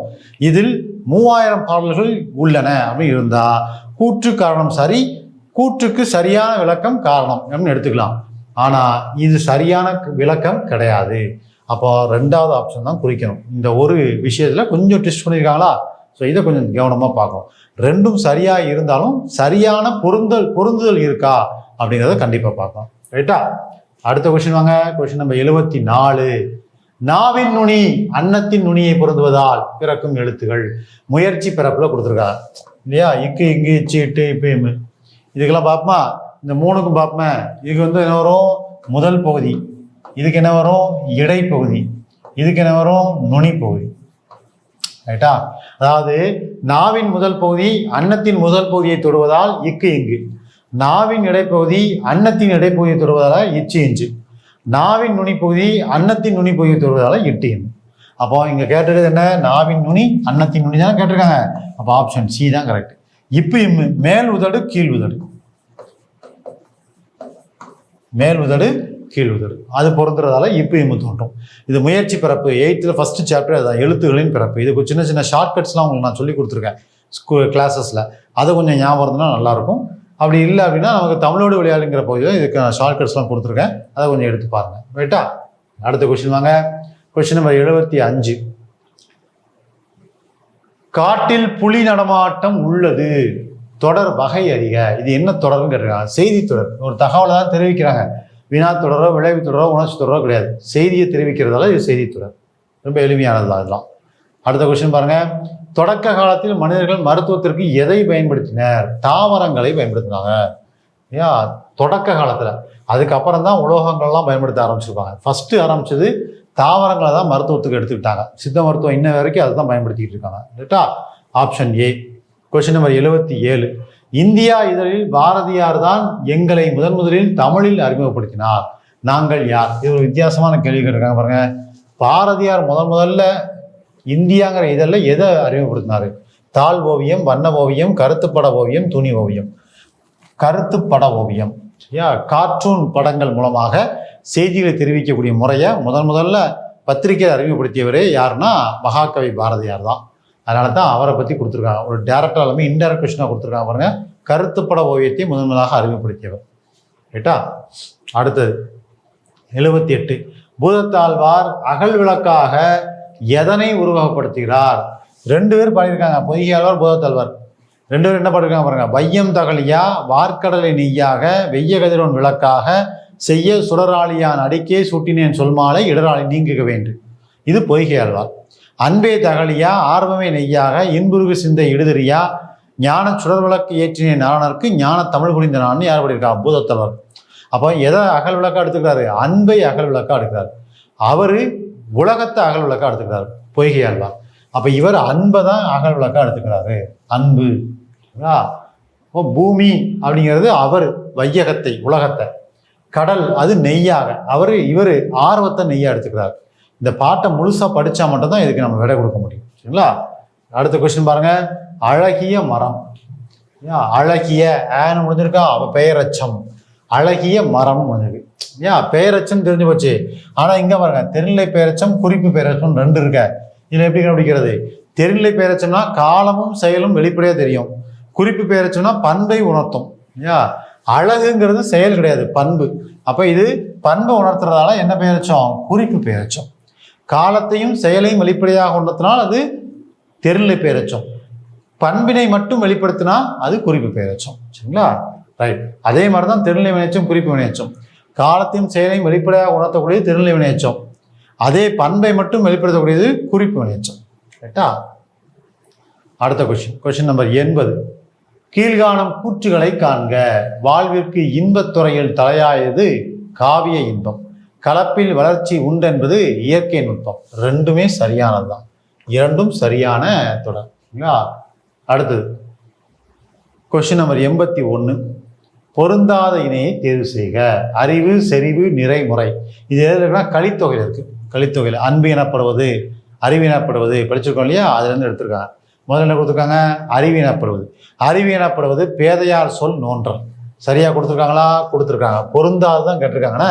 அடுத்தது செறிவு எனப்படுவது கூறியது மறாமை. கரெக்டு தான். நிறை எனப்படுவது மறைபிறர் அறியாமை. கரெக்டு தான். முறை எனப்படுவது கண்ணோடாது உயிர் வபல். ஆனா என்ன கொடுத்துருக்காங்க? போற்றாரை பொறுத்தல் கொடுத்துருக்காங்க. அது பொறை எனப்படுவது தான் போற்றாரை பொறுத்தல். அப்போ முறை எனப்படுவது கண்ணோடாது உயிர் வபல். அப்போ இந்த ஆப்ஷன் தவறாக இருக்கு. இது கலித்தொகை பாடல் வந்து எடுத்திருக்காங்க. ரைட். அடுத்த கொஸ்டின் 82. பழந்தமிழ் இலக்கியங்களை பாதுகாத்து வைத்தவை அப்படின்னு கேட்டிருக்காங்க. பழந்தமிழ் இலக்கியங்களை பாதுகாத்து வைத்தவை கல்வெட்டுகளா, செப்பேடுகளா, பனை ஓலைகளா, மட்பாண்டங்களான்னு கேட்டிருக்காங்க. கல்வெட்டு அப்படின்னா அது கோயில் உருவான காலத்துல தான் எழுதியிருப்பாங்க. செப்பேடு அப்படின்னா கோயில் உருவாகி அதுக்கப்புறமா வெண்கல காலம், அதாவது பிற்கால சோழர்கள் ஆட்சி காலத்துல தான் வெண்கலமே வருது.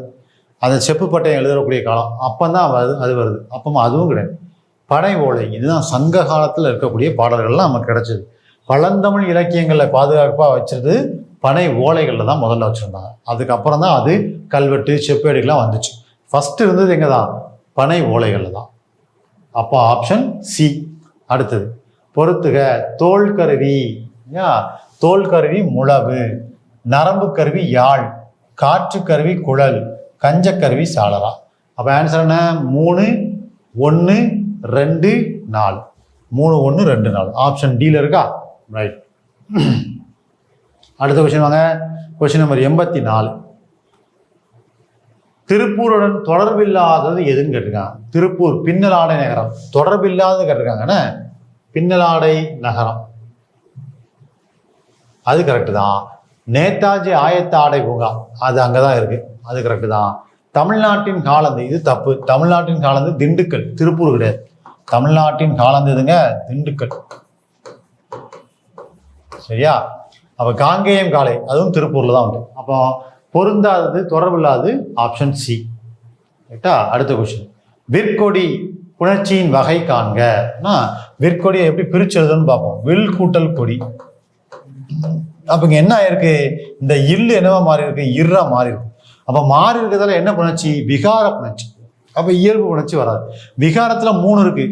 மாறுதல்னா திரிதல். மாறுதல்னா என்னது? திரிதல். அப்ப ஆன்சர் என்ன? சி. தோன்றுதல்னா புதுசா ஒண்ணு தோன்றுறது. கெடுதல்னா ஒண்ணு காணாம போறது. வேற எதுவுமே வராது. ஆனா இது ஒண்ணு போய் இன்னொன்னு வந்திருக்கா, அது திரிதல்னு அர்த்தம். அது திரிதல் விகாரம். திரிதல் விகாரம் தான் சி. ஆன்சர் தான் கரெக்ட். அடுத்தது கொஸ்டின் நம்பர் 86. கீழ்காணும் கூற்றுகளை காண். செயங்கொண்டார் தீவங்குடி என்னும் ஊரை சார்ந்தவர். கரெக்டு. செயங்கொண்டார் 2ஆம் குலோத்துங்க சோழனை அவைப்புலவர் இல்ல. செயங்கொண்டார் 1ஆம் குலோத்துங்க சோழனை அவைப்புலவர். அவருடைய மன்னன் கருணாகர தொண்டைமான் அவங்க 2 பேரை பத்தி தான் கலிங்கத்து பரணியை பாடியிருப்பாரு. அப்போ 1ஆம் குலோத்துங்க சோழன். அப்ப தப்பு இது. அப்போ 1 மட்டும் சரி. கூற்று 1 மட்டும் சரி. அடுத்த கொஸ்டின் வாங்க. Question number 87. அறிவாளிகள் இல்லாமைக்கு காரணம் எது இல்லாமையே என்கிறார் அயோத்திதாசர். ரைட்டா? அயோத்திதாசர் சொன்ன கருத்து என்ன? ஆட்சித்திறனும் அன்புமுடைய அரசர்கள் இல்லாமையே, இதுதான் அறிவாளிகள் இல்லாமைக்கு காரணம்னு யார் சொல்றா? அயோத்திதாசர் சொல்லக்கூடிய சிந்தனைகள். அந்த அயோத்திதாசர் சிந்தனைகள் டாபிக்ல ஒரு பேராகிராஃப்ல இது இருக்கும், இந்த டாபிக்ங்களா. ஸோ இதை கொஞ்சம் கவனமா உள்வாங்கி கொஞ்சம் டெப்தா அந்த கொஸ்டின் எடுத்திருக்காங்க. ரைட்டா? அடுத்தது 88. கடல் நீர் முகந்த கமஞ்சூள் எழிலி என்று பாடுவது கார் 40. 6ஆம் வகுப்பு உரைநடை பகுதியில் வரும் இல்லையா? கடல் நீர் முகந்த கமஞ்சூள் எழிலி என்று பாடுவது கார் 40. அதாவது மேகங்கள் ஆவியாகி மலைகளாக பொழிகிறது அப்படிங்கிற செய்தியை சொல்லக்கூடிய நூல்கள்னு சொல்லி கார் 40, ஆண்டாள் எழுதிய திருப்பாவை, இந்த மாதிரி நூல்கள் வந்து ஒரு 5 நூல்கள் கொடுத்துருப்பாங்க இல்லையா? அதில் கடல் நீர் முகந்த கமஞ்சூள் எழின்னு சொல்லக்கூடிய நூல் கார் 40. சரிங்களா? அடுத்த கொஸ்டின் வாங்க. ரோபோ என்ற சொல்லின் பொருள். ரோபோனா அடிமைன்னு பொருள். ரோபோனா என்னங்க? அடிமைன்னு பொருள். இது நமக்கு ஸ்கூல் புக்கில் டைரக்டாக உள்ளது தான். அடுத்த கொஸ்டின் 90. மூதுரை எத்தனை பாடல்களை கொண்டது? 31 பாடல். இது டைரக்ட் கொஸ்டின் தான். மூதுரை எத்தனை பாட்டு இருக்கு? 31 பாடல். அடுத்தது, அறுவடை திருநாள் குஜராத், ராஜஸ்தான் ஆகிய மாநிலங்களில் எவ்வாறு கொண்டாடப்படுகிறது? குஜராத், ராஜஸ்தான்ல உத்ராயம்னு சொல்லுவாங்க. மகாராஷ்டிராவில் உத்தரப்பிரதேசத்தில், பீகாரில் மகர சங்கராந்தின்னு சொல்லுவாங்க. பஞ்சாபில், சண்டிகரில் அது லோரின்னு சொல்லுவாங்க. தமிழ்நாட்டில் அது அறுவடை திருநாள் அல்லது பொங்கல்னு சொல்லுவாங்க. சரிங்களா? ஸோ இதுதான் அறுவடை திருநாள். குஜராத், ராஜஸ்தானில் உத்ராயன். அப்போ ஆப்ஷன் வந்து டி தான் சரியான விடை, உத்ராயன் அப்படிங்கிறது. சரிங்களா? அடுத்தது கொஸ்டின் நம்பர் 92. பகீரதன் தவம். இதெல்லாம் 6th புக்கில் இருக்கக்கூடியது. அர்ஜுனன் தவசை தான் பகீரதன் தவம்னு சொல்லுவாங்க. பகீரதன் தவம் அப்படின்னு சொல்லக்கூடிய சிலையும் அர்ஜுனன் தவசுன்னு சொல்லக்கூடிய சிலையும் ஒன்றாகவே ஒரே சிற்பங்களில் தான் இருக்கும். அதனால் பகீரதன் தவம்னு சொல்லலாம், அர்ஜுனன் தவசுன்னு சொல்லலாம். ரைட். அடுத்தது 93. கீழ்காணும் கூற்றுகளை காண்க. எல்லா சொல்லும் பொருள் குறித்தனவே என்று சொல்லக்கூடியது தொல்காப்பியர். கரெக்டு தான். நெட்டெழுத்து 7 ஓரெழுத்து ஒரு மொழி, அதுவும் தொல்காப்பியர் தான் சொல்லியிருப்பாரு. தமிழ் எழுத்துக்களில் மிக பெரும் சீர்திருத்தத்தை செய்தவர் வீரமாமுனிவர். ஆமாம், அவர் தான் சீர்திருத்தத்தை கொண்டு வந்திருப்பாரு. ஓர் ஒலிக்கு ஓர் எழுத்து என உருவான நிலையை ஒளி எழுத்து நிலை என்பர். ஓர் ஒலிக்கு ஓர் எழுத்து என உருவான நிலையை ஒளி எழுத்து நிலை என்பர். இதுவும் கரெக்டு தான். அனைத்தும் சரி. இதுதான் ஆன்சர். சரிங்களா?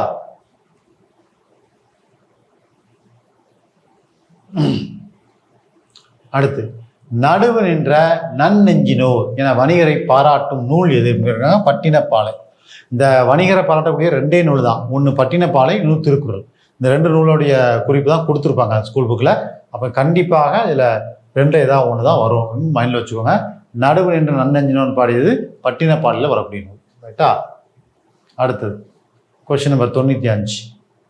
பிழையற்ற தொடரை தேர்வு செய்க அப்படின்னு கொடுத்துருக்காங்க. இது எதை வச்சு எடுத்திருக்காங்கன்னா ஒரு, ஓர், அது, அஃது இதை வச்சு எடுத்திருக்காங்க. ரைட்டா? இப்போ பாருங்களேன், ஓர் வந்ததுன்னா அதுக்கு அடுத்து உயிரெழுத்து வரணும். முதல் எழுத்து உயிரெழுத்து இருக்கணும். ஒரு வந்ததுன்னா அதுக்கு அடுத்து வரக்கூடிய எழுத்து உயிர்மை எழுத்தா இருக்கும். சரியா? அது வந்ததுன்னா உயிர்மை எழுத்தா இருக்கணும். அஃது வந்துச்சுன்னா உயிர் எழுத்தா இருக்கும். இதான் பாயிண்ட், இதான் கண்டிஷன். ரைட்டா? ஒரு அதுக்கடுத்து என்ன வந்திருக்கு? உயிரெழுத்து வந்திருக்கா? அப்போ இது தப்பு. பிழை அற்றது சரியானது கேட்டிருக்காங்க. அதுக்கடுத்து பாருங்க, அது வந்தா உயிர்மை வரும். ஆனால் இங்கே என்ன வந்திருக்கு? உயிர் வந்திருக்கு. அப்போ இதுவும் தப்பு. அது ஒரு இங்கேயும் உயிரெழுத்து தான் வந்திருக்கு. அப்போ இதுவும் தப்பு. அது நகரத்திற்கு செல்லும். அப்போ இதுதான் உயிர்மை வந்திருக்கு. இதுதான் சரியானது. அப்போ ஆப்ஷன் டி தான் கரெக்டாக இருக்கு. சரிங்களா? இந்த கொஸ்டின் ரொம்ப இம்பார்ட்டன்டான விஷயம் தான். அடுத்தது கொஸ்டின் நம்பர் 96. கீழ்காணும் கூற்றுகளை காண்க. பாலோடு வந்து கூழோடு பெயரும். இது குறுந்தொகை சொல்லியிருக்கோம். பாலோடு வந்து கூழோடு பெயரும், அது தப்பு. நற்றினையும் கொடுத்துருக்காங்க, குறுந்தொகை. பொன்னோடு வந்து கரியோடு பெயரும், இது அகனானது, இது கரெக்ட் தான். அப்போ 2 மட்டும் சரி. கூற்று 2 மட்டும் சரி. அடுத்த கொஸ்டின் 97. சரியற்றதை தேர்க. அடி 5 வகைப்படும். சரி அற்றதுன்னா தவறானது. அடி 5 வகைப்படும், கரெக்டு தான். தொடை 8 வகைப்படும், கரெக்டு தான். 97வது கொஸ்டின் பாருங்க. சரியற்றதை தேர்க. சரியற்றதுன்னா இதை கண்டுபிடிக்கணும், தவறானது எதுன்னு கண்டுபிடிக்கணும். அடி 5 வகைப்படும், இது கரெக்டு. தொடை 8 வகைப்படும், இது கரெக்டு. தலை 6 வகைப்படும் கொடுத்துருக்காங்க. தலை 7 வகைப்படும். அப்போ இதுதான் தவறானது. அசை 2 வகைப்படும். இதுவும் கரெக்ட். அப்போ ஆப்ஷன் சி தான் சரியற்றது. அப்போ 97வது கொஸ்டினுக்கு ஆன்சர் என்ன? சி. அடுத்த கொஸ்டின் 98 வாங்க. பொறுத்துக கொடுத்துருக்காங்க. பொறுத்துக எதில் கொடுத்துருக்காங்கன்னா நூலகம் அப்படிங்கிற பாயிண்ட்டை கொடுத்துருக்காங்க. தளங்களை வரிசைப்படுத்திருக்காங்க இல்லையா? கல்வி தொலைக்காட்சி, அரசு கீழ்த்திசை சுவடிகள் நூலகம், தமிழ் நூல்கள், பிரெய்லி நூல்கள் கேட்டிருக்காங்க. நல்லா தெரியும், தரைதளம் பிரெய்லி நூல்கள், இது நல்லா தெரியும் இல்லையா? அதுக்கு அடுத்தது தமிழ் நூல், இது 2ஆம் தளம், இதுவும் கரெக்டு. கீழ்த்திசை சுவடிகள் நூலகம் அது 7ஆம் தளம், தொலைக்காட்சி வந்து 8ஆம் தளம். அப்போ மேலே இருக்கிறத மட்டும்தான் மாறி கிடக்கு. 3 4. அடுத்தது 2 1 2 1 சாரி இது இல்லை 2 1 3 4 பாருங்க. டி ஆப்ஷன் இருக்கா? இதுதான் கரெக்டான ஆன்சர். இது நூலகம்ங்கிறத பாயிண்ட்ஸில் இருக்கும். தரைதளத்துலேருந்து 8ஆவது தளம் வரைக்கும் என்னென்ன இருக்கும்னு ஒரு சின்ன பாக்ஸில் கொடுத்துருப்பாங்க. அதை அப்படியே படிச்சுக்க வேண்டியதான். அடுத்தது கொஸ்டின் நம்பர் 99. கீழ்காண்பவற்றுள் உயிர்த்தொடர் குற்றியல் உகரத்தை காண்க. உயிர்த்தொடர்னா குற்றியலுகர சொல்லுக்கு அப்புறமா முன்னாடி உயிர்மெய் எழுத்து இருக்கணும். மெய் எழுத்து இருக்கக்கூடாது, உயிர்மெய் எழுத்து இருக்கணும். பாருங்க, காது இதுக்கு முன்னாடி உயிர்மெய் எழுத்து தான், ஆனால் தனி நெடில் இருக்க. தனி நெடில் இருந்தால் நெடில் தொடர் குற்றிருக்கணும். அப்போ இது கிடையாது. கயிறு இதுல உயிர்மை இருக்கு. அப்போ இதுதான் கரெக்ட். ஒப்பு இது மெய்யெழுத்து, இது மெய்யெழுத்து. அப்போ இது 2 வராது. அப்போ ஆப்ஷன் பிங்கிறது தான் சரியானது. கயிறு, அரசு இதெல்லாம் உயிர் தொடர் குற்றிருவர்கள். ரைட். Last question 100. மரபு பிழை உள்ள இணை. மரபு பிழை உள்ளது கேட்டிருக்கான். எது மரபு பிழையா இருக்குன்னு கேட்டிருக்கான். யானை பிளிரும், இது கரெக்ட். பசு கதரும், இது கரெக்ட். சிங்கம் உருமும் கொடுத்துருக்காங்க. சிங்கம் உருமாது, புலிதான் உருமும். புலிதான் என்ன செய்யும்? உருமும். சிங்கம் என்ன செய்யும்? கர்ஜிக்கும். சிங்கம் கர்ஜிக்கும். அப்படி இல்லைன்னா முழங்கும். இந்த 2ல் ஏதாவது கர்ஜிக்கும் இருக்கலாம், இல்லைன்னா என்ன இருக்கலாம்? முழங்கும் இருக்கலாம். அப்போ இதுதான் தவறானது. ஆடு கத்தும், ஆடு மாடு 2மே கத்தும், பசு கதரும். அப்போ இது ஒளிமரபுல சரியாக இல்லை. அப்போ இதுதான் ஆன்சர். 100க்கு சி. சரிங்களா? ஸோ அப்போ 100வது கொஸ்டினுக்கு சி. இதோட முடிக்கிறோம்.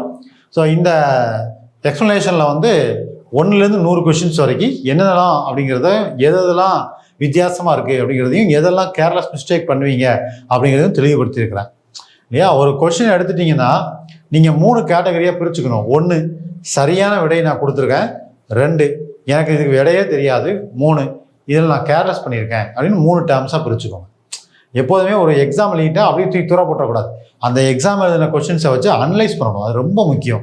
அப்படி அனலைஸ் பண்ணிங்கன்னா குயிக்காக வேலைக்கு போயிடலாம், சீக்கிரமாக வரையிடலாம் வேலைக்கு. ஏன்னா அந்த அனலைசிங் பண்ணாதால நிறைய பேர் 1 மார்க்கு 2 மார்க்கெலாம் தன்னுடைய வாய்ப்புகளை இழக்கிறாங்க. அது காரணம் என்ன? அந்த அனலைசிங் பார்க்காது தான். இப்போ நீங்கள் ஃபஸ்ட்டு டெஸ்ட் எழுதிட்டீங்க, அந்த டெஸ்ட் கொஸ்டின் எடுத்து எவ்வளோ பேர் அனலைஸ் பண்ணியிருக்க மாட்டீங்க. ஏன்னா அடுத்த எக்ஸாமுக்கு உட்காந்து படிக்க தான் நமக்கு டைம் இருக்குன்னு சொல்லிட்டு ஓடும். நம்ம அந்த அனலைசிங் ரொம்ப நேரமாக ஸ்பெண்ட் பண்ண வேண்டாம். ஒரு 1 ஹவர் ஸ்பெண்ட் பண்ணால் போதும்.